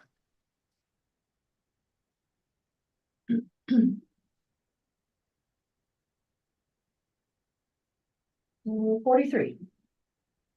Could you clarify your role and how it directly relates to managing the current budget? So the role of the finance director is to manage the budget and finances of the city. The finance director also serves as the budget officer. In that role, I assist other departments with preparing their budgets, and I'm responsible for making sure the budget is balanced, writing the budget message, and ensuring all legal requirements are met. Number 44. What specific responsibilities or decisions are under your purview? The management of the city's finances are my main obligation. Decisions are based on magnitude, impact, and may be in consultation with other department heads, the city administrator, or council. All decisions are generally based on policy. If no policy exists, we rely on past practices, ethics, and common sense. 45. In your understanding, what is the primary purpose of the budget committee? So the purpose of the budget committee is to review and approve the proposed budget. In doing that, the budget committee will receive the budget message to gain an understanding of the issues surrounding the budget and finances. They should understand the issues and services that are important to the community as a whole. They should review the budget documents and ask relevant questions. They should expect to receive information from staff and that is relevant to the budget. And how does its role contribute to the overall financial management of the city? So the budget is a guide that provides staff with the resources and expectations for providing the services that are essential for a thriving community. The development of the budget aligns with the priorities and goals of the city council and community. The budget is a legal document that provides for operations, capital improvement, and servicing of debt. Beyond review and approval of the proposed budget, the budget committee has no role in the financial management of the city. 46. Do you perceive the budget committee as intricate? I have trouble with that word. Adversarial to the city council? No. Why or why not? In my opinion, that question is unrelated to the budget and city finances. And therefore I choose not to answer that specifically. My role as finance director and a member of the city staff is to support the city administrator, the city council, the citizens, and fellow staff. I do that by performing my duties with empathy, integrity, and in accordance with the GFOA and ICMA Code of Ethics. We appreciate that. Yep. 48. My questions center around federal COVID money we received. So that's the ARPA. And so how much was received? We received $3,051,636.92. And when? So it came in two tranches, one in March 2021 and the second in August 2021. There was two main tranches. However, there was a small amount that was added after the first one because there was one city that didn't claim their allotment. So it was parsed out to those that did. And in what installments? So aside from that, each installment was $1,525,818. And that included that small amount that was extra. for what was the money used, and so we looked at that spreadsheet, the ARPA tracking. And, we will give you an electronic copy of that following the meeting, so that you have that. Specifically, one-time expenses or recurring expenses. So that's all in the, spreadsheet. Recurring expenses were the ones that, are position related or programs that, if when you're reviewing the spreadsheet, those questions come up again and you're not able to really identify recurring and non-recurring. We show us really good. Sure, yeah. We go through that.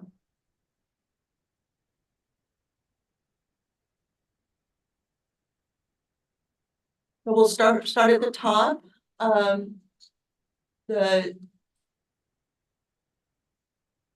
first four there are recurring. The ones that are positions. The library was partially a position and partially a program. That was the makerspace. They're working on finding funding in order to maintain that makerspace. Let's see. Main Street Coordinator, that was, that's not a recurring position. It was more like a start out type position. Let's see, scroll down. And the only other position related, which is recurring, is the IT specialist. Is that under the general fund, the IT specialist? Is that a position on the general? Yes. Fund? Is that why the IT is blank in all budget? Because it's general. What's that? Is that why in this proposed budget, like IT is constant, there's no numbers on it? Is that why? Because it's. It used to be a budget line item, right? And then it got moved. Oh, yeah, there was, yes. Yeah, that's what it's like hard to track all like that where they. It serves all agencies throughout the It city. used to be. It's spread out. Yeah. Spread out. It used to be, yeah, accounted for in a different fund and department, and now it's in the general fund. Have we received the $315,000 for the general fund this year? That is in that unspent. It's on the audit, so that'll be pulled in for 2024. And that'll be gone next year. Then there's some additional funds that they're gonna get to, we're gonna talk about in a second. Or The ARPA funds that are somewhere that can be used for. It's there, I guess we talked earlier about some ARPA funds that are available but have not yet been spent. So we have that's what we're talking about right there in that column. I thought it was a higher number. So the 315,000 isn't the total for general fund now. That was the earlier discussion, and we talked about the unspent revenue that's on the balance sheet and then gets pulled into revenue in the subsequent year. That's in the audit. Just for clarity, that's not, that it is planned to be spent places for the. Right. What's the significance of the colors of there?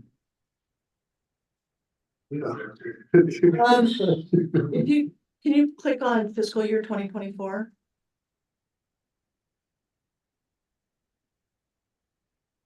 So the color coding, so we've got negative impacts is that yellow color. Scroll down. And then the green is for that. And so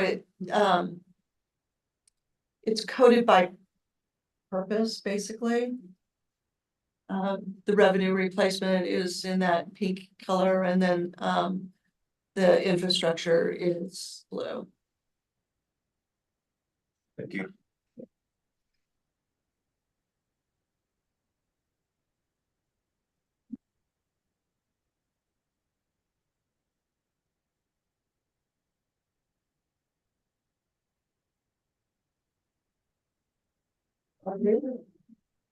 So if the last part of that question was if recurring, was there a plan to replace these funds when they quit coming in? And that I kind of answered earlier, there was no definitive plan for continuing to fund solutions or programs after the depletion of the ARPA funds.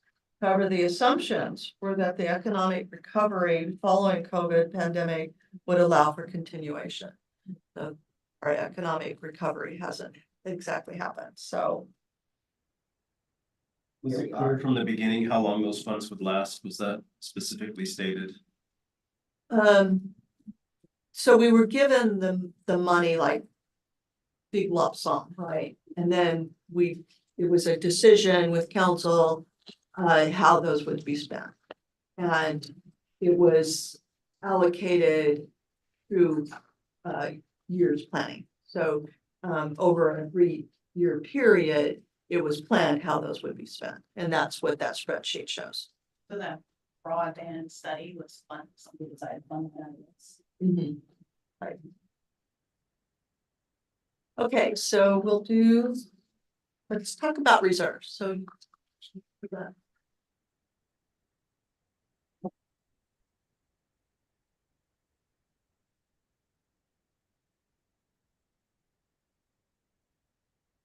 So I recently attended a conference and there was a session that I pulled these from, and I thought that they were really good, useful in explaining about reserves and fund balances.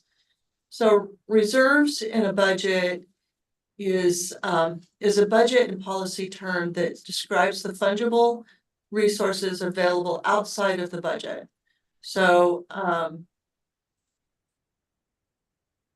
what this really means is that when we talk about reserves, we're also kind of in the same breath talking about ending fund balance.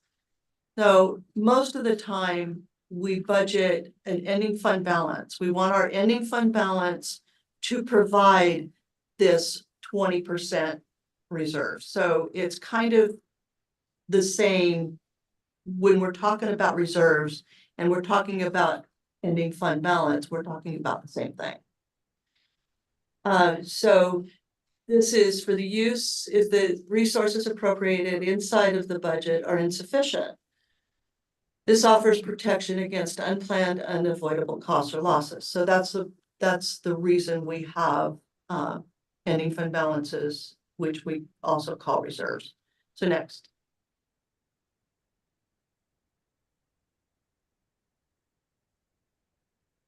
So if you think about it as a representation of how the world works, the real world is complicated, mental models simplify. So bringing that all in, when we're talking about reserves, we're talking about ending fund balance. And so they're intertwined and interrelated. So go to the next one.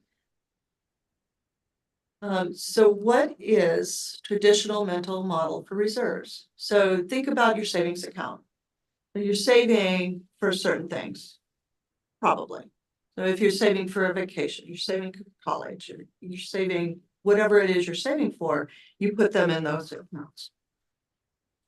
So that's a seemingly obvious parallel to our personal lives. So next slide.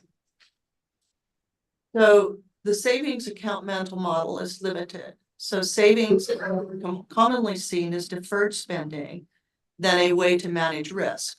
So, which implies that more is better. Okay. When we're talking about, for us, for the city, that ending fund balance or reserves are not for deferred spending. That's not the way we look at it. We're looking at it in the case of emergency. In the case that something happens, like Cascades leaves unexpectedly, and we have to use some of our reserves in order to maintain the services. That's the way we look at it holistically. What is the alternative? So alternately to having a reserve policy, reserve fund balance policy, is having an insurance policy. So I don't know how you would do an insurance policy on those kind of risks, right? It could be very expensive. But we do have that policy. Our fund balance reserve policy is made as our insurance policy. So we're trying to help manage our risk by ensuring that we have enough in our reserves to cover a contingency that's unplanned. And so the advantages is obvious parallel to personal lives and invites us to think how commercial insurance complements reserves. Implies there is an optimal amount. And so what we think about when we develop and establish our reserve policy is that we're looking at our risks. What are the risks in the future of Cascades leaving, for instance? What are our risks? What we determine every kind of risk that we can possibly think about. We can't insure ourselves for all risks, things happen.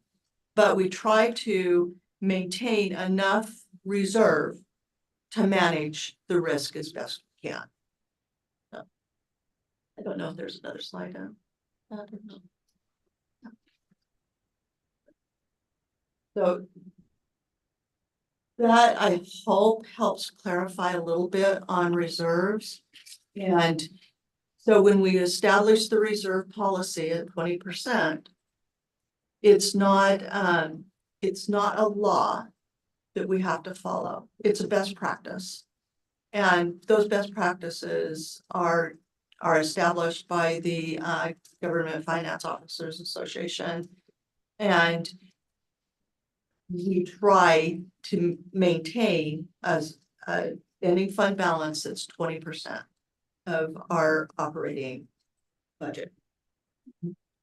So that's our goal. And then we make adjustments if we need to. So you're trying to say, like, we don't want to dip into that. Right. Act like it's not necessarily there. Right. That's the idea. That's the hope. Yes, that's our insurance policy against another occurrence, another risk that actually happens. And so hopefully we can build back up that reserve or that ending fund balance back up to the 20% of our operating budget. But there's no law, it's just There's no law. That's It's established by policy. protecting ourselves. Yes. Yep. Well, okay, yeah, but there is some consequences to not having a 20% reserve as far as those bond ratings and things like that. Yep. So, and I think we do, we have financial policies that are adopted, that are the policies of the city, correct? Yes. And they're attached in the published budget. Mhm. Okay, so, we have, what is it, I said challenges, the mayor said opportunities, so we're gonna have some opportunities. I think to be discussing. How can we, one of the questions I'm gonna be having in some of these coming meetings is. How are we going to be able to? These financial policies seem to be very good, sound financial structure. Mhm. So I think, which of these policies are we going to be able to achieve? Which are we not, and why not? And recurring revenues versus recurring expenditures. These are going to be things that are going to be challenging and opportunistic discussions. Right. I think it's important to note that the purpose of the reserve is to be able to use the reserve in an emergent situation. So that if you're following that policy, then you're not doing anything wrong. Yeah, I That's what I'm guess, saying, is that, I believe that's what you were kind of Yes. getting at, is that, that's the purpose of it, is for emergent situations to dip into it Right, and use it. yes, and our goal is to not keep dipping into it Right. for recurring. Emergencies, hopefully, no more. Right. So we need to develop and establish a budget that that doesn't keep going into that, yes. So at the end of this budget cycle, this June, how much will we have dipped into the reserve from this year? I don't have an answer to that because we're still doing projections. Estimate? I don't. so in reviewing this, first of all, this has been very helpful, and I appreciate everything you and the staff have done. It certainly has been tremendously helpful for me to understand this, and I certainly don't view our role as adversarial to the council. As a matter of fact, I view our role as we are here to help the council, and if anything, we might be an adversarial to the administration, because we can ask administration for documents and details that in this process that the administration is required to provide. I hope we wouldn't be in an adversarial situation, but in going through some of this stuff and looking at the audit, our adopted budget had us starting at 1.889 million in reserves in the general fund. That was our adopted budget last year. And then according to our audit, the actual amount of reserves is 1.25 million. And so it's a shortfall of around $660,000 in reserves in the general fund. And then looking at our projected, I'm looking at last year's budget, and I'm just bringing this up as a concern and only as a matter of discussion point. Is that it appears that we might be looking at about $1.1 million short in our general fund. And so that's my best estimate of how far our general fund is short, 1.2 million maybe. That's my estimate based upon what I've seen so far. Does that sound accurate? I'm not gonna answer that question because that's off the cuff for me, and I don't answer questions off the cuff. Okay, I mean, and so maybe that's something for our next meeting, because what I'm trying to figure out is, okay, because if one looks at our revenue and our expenditure projections, we are, this is at page 17. Page 17 of the adopted budget. We had 1.889 million was where we thought we started. It was best estimate where we thought we started this year. And what our auditor says we actually started as 1.25 million. Where we're forecast to start next year with 472,000 in our reserves. And so based upon the auditor's report, and if it is 660,000, looks like we may actually be getting close to being negative in our general fund this year. Before June 30th. That's, and what I'm basing the 1.2 million on is it looking at page 17 of the forecast. Like we're gonna be negative 791,025 year 25, 26, and then 1.95 million 26, 27. So it's about 1.2 million disparity. And so I think in the next budget meeting, the question orientation is, let us get oriented concerning what is our actual shortfall in the general fund? Why is that occurring? We've got funds that are coming from the other funds, and I'm glad to see that one of the what I think bright points of this discussion in my mind was that our reserves and our other funds remain robust. In fact, are even more than they're projected to be.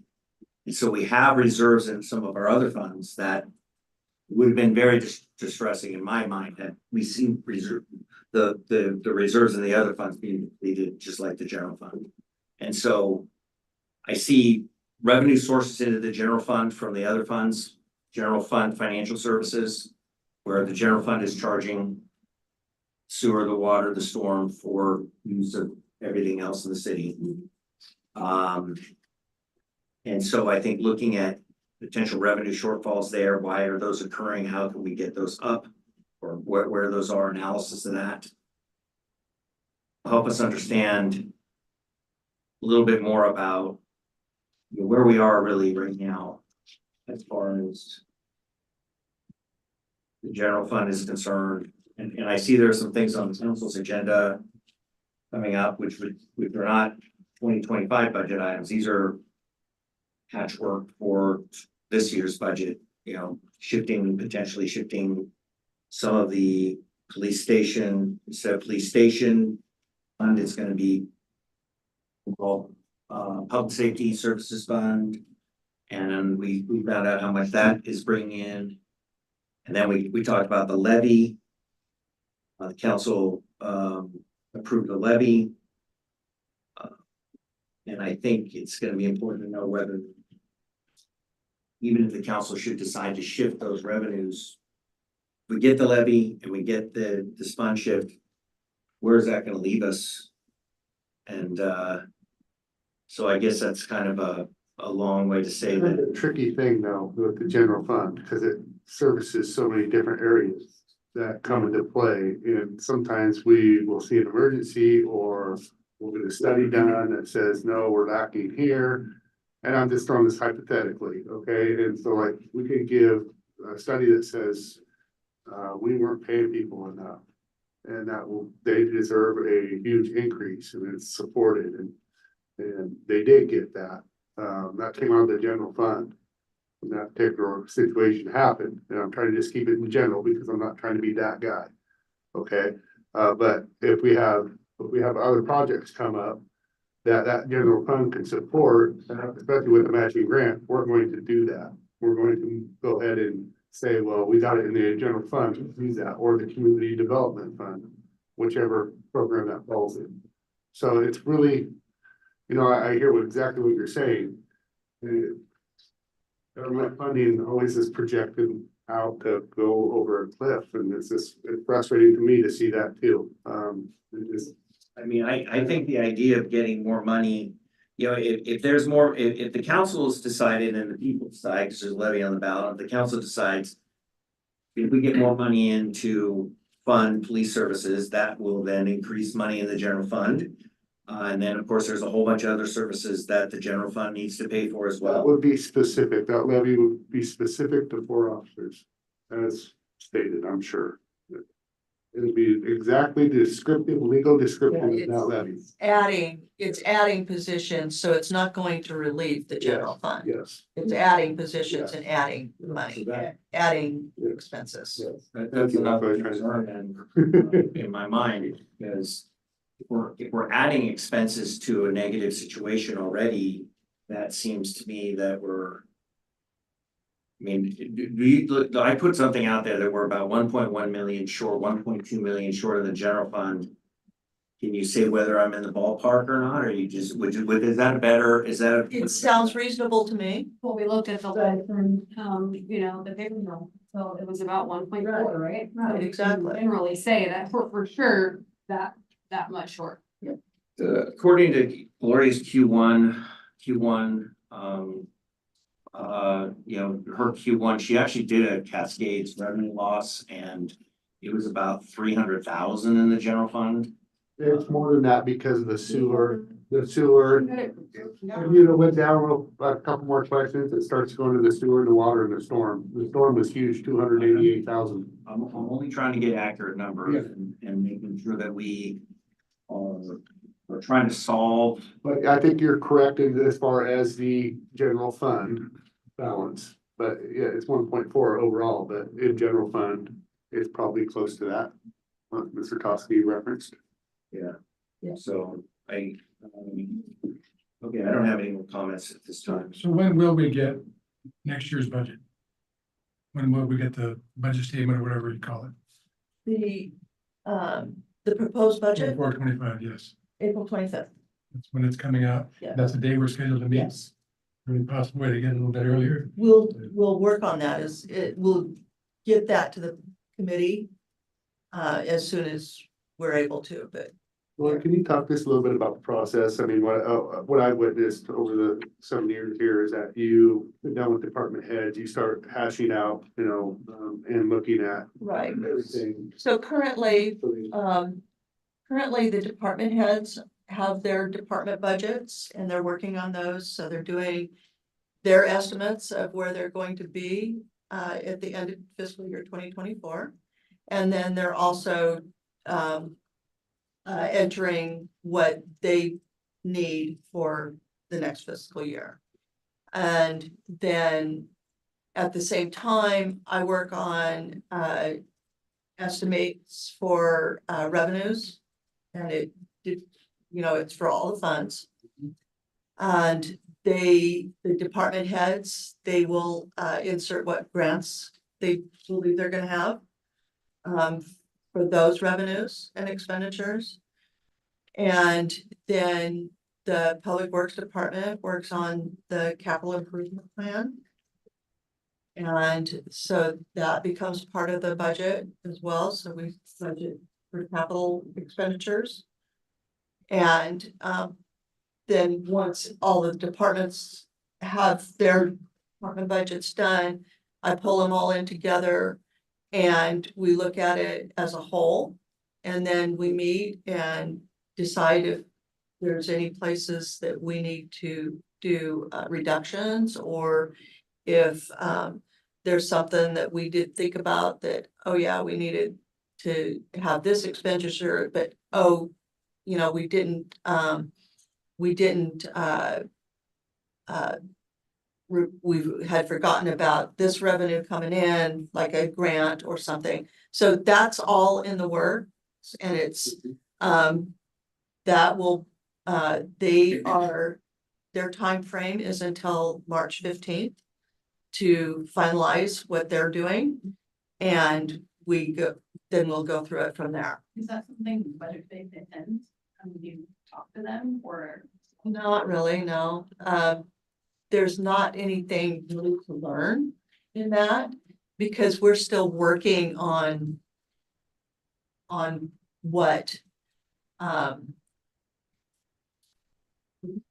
we're still working so much internally and making those decisions based on what we know. And per se, we actually get them here on the 25th. We get every department head here that we get to ask questions of that proposed budget at that point in time, which we'll have that book right, before then. right.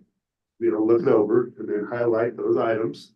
So by Question any department head on any area of that budget. So my goal is to have the proposed budget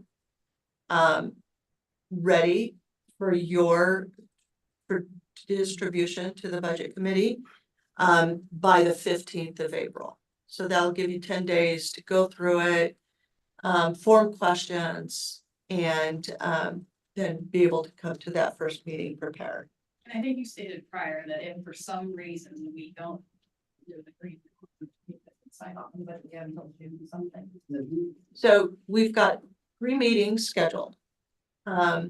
The 25th of April, and we have the budget calendar. And then May 5th, 6th. Yeah, they're looking. Jamie does that memorized by now. Yeah. And then the last one, I believe, is May 16th. On that last one, we'll need to have an approved budget. And you'll also be receiving and deliberating on the urban renewal budget. a very small budget. You already have preview of that. It just has to be approved separately. So it'll be included in the city budget. It hasn't been done that way before, but you'll have it as an addendum in the budget document for the city.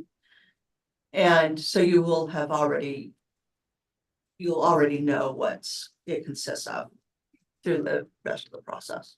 So we can assume that any budget we get on April 15th will be balanced and adding to the reserves. I can't tell you that. No, yeah, we can't talk about the future. Well, that's how we can assume, I mean, Yeah, well, that certainly would be, an aspiration that I would have, Budget, yes. just generally, Typically what happens, I mean, without violating. in years past, we have we deliberate at that April 25th meeting, and a lot of good questions are raised, and then it goes into a second and potentially a third meeting. Even in I the don't think past- I've ever had. Talk about having to make Agree. cuts, Yeah. programs, and so that is something that is likely gonna be on the table to balance the budget. Were we able to get any of the urban renewals prior to then? Did you, I did, I watched it the other day, it was really actually good. yeah, I was just a little bit like surprised on what allegedly we have incurred on that on what, 62 or some odd million. So that's maximum indebtedness. That's not incurred. we haven't heard that yet. I know, but I was talking about what it all we incurred because there is some administrative services, I believe, that could be accounted for on. And I'm just wondering if we can see any of that before we just step foot here so that we can educate ourselves more if there's any additional questions. I believe there's another meeting that Jenny has for urban renewal. She does. Is that right? But whoever did that presentation did a fabulous job. Elaine Howard and Jenny. Yeah. Are there gonna be any other before the budget? So again, we will talk about, we can talk about urban renewal during any of those meetings. Yeah, I just don't want to get, for me personally, I don't want to get out to all of a sudden we're getting papers put in front of us that I really don't, first time seeing it, not be able to look at it, digest it, ask any intelligent questions about it and feel confident that we're not just gonna, or I'm not gonna rubber stamp something that. Yeah, and I think you want to take up to 20% of what the indebtedness is at the time for what we're spending on administrative costs. But that was discussed and was part of what we were hoping to factor into this year's budget, because we never have before. So the fiscal year 2025 budget. There will probably be some expenditures. So up until now, there's been no expenditures made in urban renewal. Because we got a really good loan. Well, At zero not so much that. So that's where it gets complicated. Right, that's why I want to have more conversations about. So currently the projects are being accounted for in the Community Development Fund. And the urban renewal is taking on the debt for those projects. We are allowed to charge urban renewal for administrative costs, but we haven't been doing that. Why are they coming out of the community development fund versus the urban renewal? If we need. Good question. Okay, this is why I want to have a further conversation about it before we just get it put in front of us. I thought the presentation was great, but also left a lot of additional questions. Cause I looked at the community development fund and, there is some questions of why we're funding things out there versus the urban renewal. If we, if that's such a positive program, then we're not actually using it, but we're gonna use it now for administrative, so. Administrative services related to those Yeah, projects. exactly, but why are we not using it for the projects? And what haven't we? Because isn't that the point of it? Do you have any answers on Yeah, that? and the community development, mostly because it hasn't spent any money. We've been waiting for it to grow and accumulate to enough to point where all that will move into its own fund and have the urban. We're getting really close to that, and the reason we haven't been charged, not only just the administrative costs, but it's the full cost of development of all the planning, exercises, studies, all that. We can recapture that as part of the plan, and there just hasn't been fiscal help. It grows pretty rapidly. But, you know, the client of Armstrong got a delayed start, he was on the growth curves, how they, something leaves, impacts it pretty substantially. So nothing that has been taken out of the community development fund so far could have been underneath the urban renewal. So far, could not have, we couldn't have used the funds The for that. community development fund has been used for economic planning. And forestry. Okay, that's not my question, though. My question is specifically the projects that have been used out of the community development fund, could any of them have been underneath the urban renewal program? So in order to be part of the urban renewal budget, you need to be part of the a project within the urban renewal plan. Okay, but you just said that some of the projects, right? I guess that, He's saying that some of the administrative costs, could those have been taken out of the urban renewal agency when, in the inception of the project? Yes. It's a retroactive look at the last few years. yeah, just wondering, trying to figure out, like, we're taking money out of the community development fund. We have been like, you know, the urban renewal, great presentation, it looks, you know, extremely beneficial. I'm just trying to understand why we're not utilizing it. So, We're taking, we can. yeah, so kind of maybe to help you understand what John had said. When the urban renewal was started, it starts at zero money. And so in order to get projects started, they started them and they're accounting for them, both loan proceeds and the project expenditures in the community development fund until there's enough built up revenue brought in to the urban renewal to start covering those administrative costs and all of that stuff. But that's what he's talking about. We'll back bill those Yeah, what's into the urban. delta? What are we looking at? Like, And it's directly related to the growth or the lack of growth in the agency. It hasn't been growing as fast enough. okay, but again, what's that delta to start charging or like back charging the urban renewal? What's the delta? Is it like 1 million? Like what is it? What does that look The like? delta has been all of the waterfront loans that we're taking, $15.6 million loan. The debt service related to that, we need to be able to make that debt service priority payment, right? But we have to have 120% of that revenue coming in through the agency in order to service the debt, and the administrative capacity is on top of that, right? So we're holding that back until we know it's gonna get there, and they'll be able to go back and claw that Can you back. decipher for me? So to build on that, so we're building up reserve basically in the urban renewal. So that when there's sufficient funds in there to start servicing the debt when it comes due. And enough beyond that to pay back those administrative costs. So that's why we haven't budgeted any expenditure in the urban renewal fund, because we've needed to build up the funds in there. So this year may be the first year that we are able to for administrative. How far back can we go back? Go back to the plan implementation, the creation of the plan, all the documents, and we're tracking all of those expenses. Do we have a ballpark on what that looks like? I don't. Jenny has that. So we shouldn't use borrowed funds to pay our administrative fees. That's the goal. Well, it allows, it's built in there to allow for that, though. I understand. Yeah. We're borrowing money and then we have administrative fees and then we're paying ourselves with borrowed money that.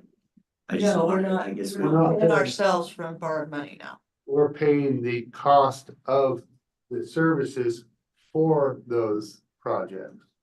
20% administrative. For the specific projects, and there's a list of specific projects on the urban renewal. You attended that meeting.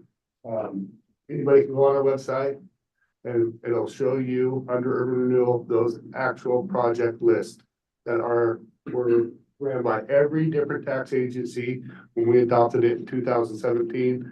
Everybody signed off, school district to fire to swim pool is even here. I just went pool, county, all supported those projects. and wanted that $62 million maximum indebtedness on all the areas throughout the city. So the tax revenues and interest are being built up in the urban renewal fund to not only cover the debt service, which that's uses from loans, but also to cover administrative costs. So it's in addition. We're not paying administrative costs with loan proceeds. Next budget to reflect the Cascades payoff. I'm not sure I understand that. Even a final payment to release them, That right? would come into this year's budget. Okay, And then we're going to which fund? that is going into primarily the community development. Goes into, yeah, it's just- Is that's the one that's where that the industrial properties live. the reason why is just we're incurring a fair amount of expenses just maintaining the property in vacant condition. Security and keep the machines serviceable, things of that nature.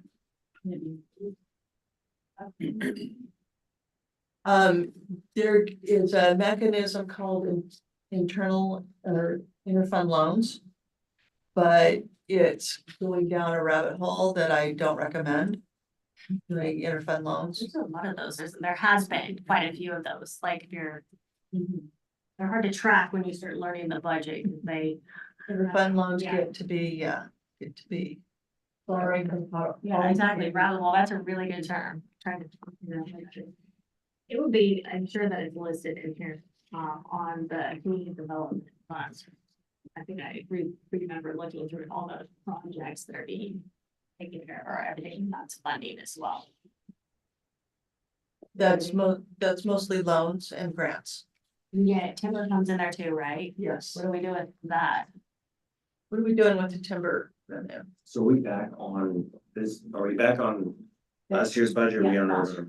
Well, we're on both. We're both, so timber, where's that? That goes into community development, like what are we using that? So what do we primarily use the timber revenue for, John? The revenue has been for economic planning. It's been mostly about advancing the mill site work, the business park concepts, the central waterfront. Some of it's been used for some redevelopment project. Most of that's grants, but a little bit there. And the central waterfront doesn't fall under the urban renewal? Yeah. None of it, not any scope of that at all? Falls under? Any more questions for last year's budget for Gloria? Yes. Yeah, I do. I mean, I think we should come back, but I have a couple of questions because, I mean, we just got this information. It's a lot. I would like to know if we were to simply, pay the police what our collective bargaining agreement obligates us to pay them. What is that number? If we were to say to the police, we're gonna pay you what our collective bargaining agreement obligates us to pay you, we're not paying you. The police may say, we can't do 24-hour service, we can't do this now. What is the number that? What is that number that we are contractually obligated to pay the police? Look at their steps and look at what they fall under, each one. Okay, can we get that from? It's in the current budget. Personnel services are in the current budget for the police department. That's what it is. Okay, because I hear, you know, we got overtime, we've got to cover this, we've got to cover that, and, You can have those discussions with the police department. okay, then, yeah, we can have him come in and talk to us, because, the reason is that, you know, so the plan this year, it sounds like council is thinking about taking the public facility funds and saying, we're gonna shift the public facility money to whatever needs to be used. So is the plan to use the 700,000 that's been collected already in that? As far as, I don't know what the, I don't know that the council has. I haven't On I that. haven't heard I think this is the correct place to ask that question. I don't, that's out of Gloria's scope. That's not her place to answer a question like that. I think on April 25th, the police will come in here, the library will come in here, the public works, we will get everything from them. Yeah. That's a good time to ask questions. Yeah. Did I miss something? I thought I was already voted on. I know it's on this purview, but I thought I was already voted on in a different session that. So is there nothing, something? Clarify what you. To clarify on the public service funds, not that it has been from the utility, the public service fee. Is that what we're talking about, is reallocating it somewhere else? I thought that was, That's on a work session next week and. I thought that was already Regular decided. session. So I'm just curious. I don't think that they've decided, made any decisions on that. No, I thought there was a vote. We did talk Yeah, about it's it. a vote, but that maybe. I have to go back. What? A vote of what? I'm not following, I'm sorry. To be honest, I kind of lost track of what you were saying. Yeah. Yeah, it was a vote held not to reallocate the public service fee anywhere else inside the police department. That was already a vote that happened at that time. So that's why Mr. Toski, I was confused that now what we're talking about something different. And I wasn't following. The what- council agenda for next week came I out don't- today and then I don't think there was any vote on that I recall. We weren't there, 'cause You I'm weren't. guessing it was the meeting that I chaired. Oh, But, I think he was. oh, was he there? I don't recall there's. I don't recall ever. Yeah, it was a round table here. Yeah. Yeah, there was a vote. That's why I feel like Gunderson might have been moved in. Need might have second. I'm not, I have Kathy here who memorizes all of it. Reallocating the Yeah, to other projects. yeah, I thought that was already voted on. I believe it was. And what was the The answer was To no. not do so.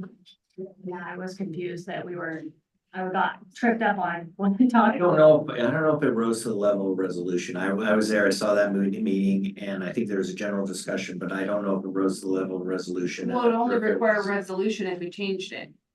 Right? Yeah. Yes, So it wouldn't have rose that level. yes. After this meeting. Yes, thank you, Mr. Chairman. Is there, I think I've been oriented enough that I can wait till April 25th. Because I think that's when the real questions come up with the numbers we have, the holes, if there are any, the income versus the expenditures. Other than that, is there any more orientation things that we need? Well, my only concern is that just now, just like right before we got to this meeting, got this audit. Like, I'm sitting here trying to go through this audit and I already have questions about the audit, so. Yeah, so like, I feel like there should be one more meeting prior to that, so that like, one, we can get more information on the urban renewal, so we're not just dealing with that. Like, at first glance on the 25th, and if there's any additional questions. So I don't know that that would be appropriate though, because that was done by a third party audit. So are we gonna ask them to come in and pay for the auditors to come in and answer questions? Be able to, yeah. Well, I we should don't- be able to explain I guess I'm numbers, not right? following. I We guess should I'm be able not to explain following. numbers if there's. Yeah, differences in Yeah, the- I can explain numbers. Been acceptable However, so far. thank you. However, I would really like to not have another orientation meeting. It is really taking a lot of staff time. We are really trying to get the fiscal year 2025 budget developed. And so that we can give it to you ahead of time. I don't know that you understand the depth of staff time it takes to prepare for these meetings. And my staff, I'm low staff, and it's really difficult. And think I we all really don't appreciate want that. another meeting. I think we all appreciate that. But I mean, I still stand behind the fact that I still think that one additional meeting to go through any of the additional outstanding questions that we have. I mean, it's gonna probably hopefully alleviate any additional meetings after April, right? So we have April, May, so that we don't possibly have a third one. So I would like to make a recommendation. Lou had a good point that you can ask the questions and they can be released via email to the whole committee. And that way, if you know, we don't have to go through this. The audit was done by a professional service that we didn't internally do, and I'm sure there are some questions that Gloria will be able to answer. And I don't, I don't feel that's really, in my opinion, fair to them to try to get the budget we're asking them to do this year. And they are very understaffed. I do know that. And we're not saying you can't ask the questions. I'm saying that for another meeting, why don't we just go ahead and do what we did here? And they'll get released after you submit them, do a time limit, 2 weeks. Is that enough to review all that? Respectfully, I mean, I think the point when we first came into the meeting is my goal is to provide the transparency for the citizens that are counting on us speaking during this meeting. So while I respect and understand and empathize that this is an inconvenience and probably not favorable, that the questions that we have in these emails that we're sending through, I think there's probably many people that have found it beneficial as we've gone through this. It should be an education process. We've had a habitual issue with people having concerns, and I think this is a great platform to do that. Well, That's- the audits are done for a reason, to hold us accountable and transparent. And government is the most transparent thing out there. We are audited yearly and we pass the audits. We fill out ethics reports every year that are coming up. These girls are slammed. I heard what they had to say. And I think we should allow them the ability to answer the questions via email. I disagree, and I think it's up to the. Why don't we take a vote? Well, hang on, can I provide some input on that first? Is, first of all, in deference to our counselors. Yeah, that's all right. And the amount of money, amount of time they already are spending a lot. I do think this process has been very helpful. We had Councilor Gunderson say, this is a process that he appreciates that hadn't happened before. I think some things have emerged through this process about where we are financially, that there is a definite gap in the amount of money that we have coming into the general fund and our obligations. That is more than 10, that is a significant amount of money. And trying to understand how that is occurring and how we can overcome it, I think is gonna require more work. If this were my business, I was sitting here, I'd say, look, we really need to be figuring this out. It's great that we got the budget, we got the audit information in. And I think, I would like to hear from some of the other counselors, because I think they're gonna have some tough decisions to make. And I think we're getting closer to understanding what is going on in our budget, closer to understanding than we have in the past. And I think, at the last meeting, I go to the last meeting where the levy was being discussed. Brandon Sundin and Councilor Gunderson both said, is this gonna be enough money? Is this gonna be enough money? I don't think they got a clear answer to this one. And Councilor Hubbard said, I don't think I have enough information to make a decision. So now we have something on the ballot in May that appears to simply be paying for 3 more officers, but it's gonna do nothing to make up for what I heard today is somewhere between 1.4 and 1.2 million in shortfall in the general fund. And we got a auditor saying we had $660,000 less, $630,000 less in our reserve fund. Our projections are that will be in the negative before June 30th. That's reporting. We thought we were starting the year off at 1.889 million. We started the year off at 1.25 million. We will be in the negative. And so I think we absolutely should continue to work hard, figure out how we can help our city and our people understand our finances, what we need to do about them. So that when we do show up for our budget committee meeting on April the 25th, we're ready to sit down with some department heads and really roll up our sleeves. And between now and then, the council's being asked to make decisions. And the last meeting that got called, it got called on a Saturday and got held on a Monday. And we had two counselors ask questions that didn't get answers, and one counselor said you didn't have enough information, so there you go. Has nothing to do with the budget. Correct, that was nothing with orientation. I think we Well, got- I think it- People that interfered with the talks that are going on with Levy, why it happened, so that's a different meeting. Well, no, what I'm. My question for- Wait, what I'm trying to say is, I think we should have another meeting. I think we should, whether it's limited to 2 hours, whether we should submit questions in advance. But I think we should have another meeting, because I think this is an important Okay, thing. to my continue question to was so much discuss. stuff on it, was just that you were gonna send us some electronic stuff, like. Stuff like that, and that was my concern, was asking more questions and we had them, so as long as we get email, like Jen said, I would rather. The public, because it seems like people were very interested in this, they were able to hear it because they can't via the email. So I would prefer to do that, but if not, I would like to be able to at least send questions, we have them, and then do the whole answer to the committee. I would be up to that, yes. We could do email me questions. Deadline in 2 weeks for questions. I'll turn them around and get them back to you as soon as I can. Hopefully within a week from that. And we can also again, do the Q&A. We can post it on the website so that it's available to other people. I'd like to hear from the counselors whether they think they'd like to have us chew on this some more. If, Counselor Sundin, Gunderson and Hubbard feel that. That's gonna be the process they want, but I can tell you, I'm willing to work on this and continue to send questions and come again and ask more questions. If you think it's beneficial. This isn't about the council to me, this is about the whole committee as a Well, whole, which is why I called it to a vote, not letting the council make decisions. I just wanna hear their point of view, if it's useful or not to them. Was there a motion made and seconded when I was gone?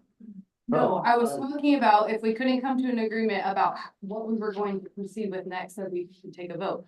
But it sounds like, we're still conflicted about how people want to process the information and speak with Gloria. I just know what this takes and what I heard and I was explained to us, and I'm not being biased, but I heard that she has to work diligently with department heads between now and March 15th. And then start working on an adopted budget to have to us by April 15th. That's 2 months. That's 1 month working with staff. And this does take a lot of time. They have to record, they have to take minutes, they have to do all this stuff, have to be gone through and then double checked again. And researched all the questions, just to make sure, and probably researched again to make sure they're putting out factual information, because they're giving you factual information. I just hear it's a lot of work and I like this good idea, maybe the chair needs to decide if we're too conflicted, if we should take a vote on either meeting one more time or sending Gloria our questions and then posting it on the website for the public to. I just feel like the dialogue is so important, the back I and forth agree. is different than like hollow words on a paper where it's like having the extra explanatory organic conversations, I think. I agree, you learn a lot. We already have another meeting, let's say, submit the questions, you continue to do your work. We limit. it worked like that. They have to be recorded though. It has to be recorded and it has to have minutes. They have to attend. If we were to submit the questions and have another meeting, last time we discussed. What would be the amount of time that we could still have another Q&A, another orientation meeting? It's now February the 17th. We need to meet 16th, we're gonna 16th, you're gonna be meeting with all department heads by the middle of March. Perhaps we could get another final 2-hour limited orientation meeting. At the end of March, beginning of April, so that we then are ready to go come April 25th. No, I don't think, I'm oriented enough on the process, on where we have issues. I think until we get that budget, everything we talk about now doesn't make any difference. We gotta see what the budget is, where are the holes, and then we go deep on, okay. What happened to this fund? Finally. That's my personal, We only got the audit yesterday. We haven't even gotten the answers. I don't think the audit is part of the orientation. I think the audit, he gave a pretty good, summary of the audits and things look pretty good in general.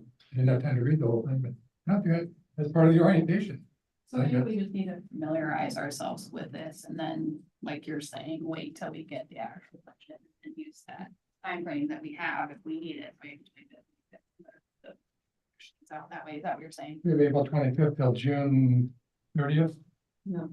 Uh, So we've got 3 meetings scheduled there. So the 4th, April 25th, May 2nd, and May 16th. And significant is the budget will be released April 15th to us. Right. So the council is going to, needs to adopt the budget on, so if you scroll up there, there's council. It needs to be approved and for the council to adopt it by the 5th of June. June 5th.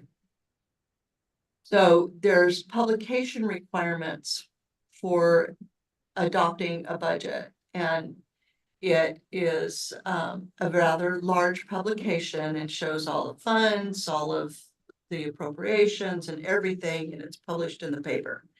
It takes at least a week, if not 2 weeks, to prepare that publication. So the 16th, that last meeting, the 16th of May, is really close to the drop dead deadline for adopting the budget, for approving the budget, so that we can get it to the council for adoption on the 5th of June. Happens if it doesn't get adopted, it's like government shutdown kind of thing. That's what she said the last time. Yeah, it's not. I don't foresee that happening. Could be on a 30-day, 30-day. So, It is what it is when you get the numbers. Mr. Chairman, can I make a motion? Yes. I would like to make a motion that we file our questions to Gloria by February 29th, which is 2 weeks, it's a year. And that a week later, she'll give her a week to give us all the answers back and publish the questions and answers. Yes. So 3 weeks from now. Okay, there's a motion. For a second. And seconded by Ivan. Discussion. Brief discussion. I think we should allow her at least 2 weeks to get the decision. 1 week is a pretty, you don't know how many questions she's gonna get. Don't know what she's gonna need to put into, but at least a couple weeks to answer the questions. I would ask that be. Sure, I'll amend my motion to give her a couple weeks reading time too. 29th, get the questions in by. Yep. 2 weeks later to get the answers out. Yep. A second to that. Ivan? Any more brief discussion? All opposed to getting the questions to Gloria by the 29th. She gets the answers out within 2 weeks. I'll signify by saying aye. Aye. Aye. Aye. All opposed, nay. We go nay, actually. The motion is passed. Did you hear that? I mean, okay, everybody else was yay? And you could make a motion for another meeting. I'm in the committee, this is what everybody wants. Oh, we did. Yeah, you did. Oh, we voted on that procedure, but we have not voted whether we have. No, That is in lieu of the other meeting. Did not hear that in the motion. In lieu of a meeting. You just said the question. It said you submit the questions Yeah, and then she provides the answers. It did not say in lieu of a meeting. you're correct. Thank you. So, but I don't, nobody's yet put forward a motion. I would like to make a motion to adjourn.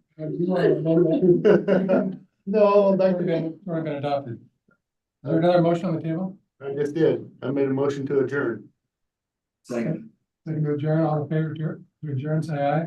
Aye. Well, Opposed? we're good.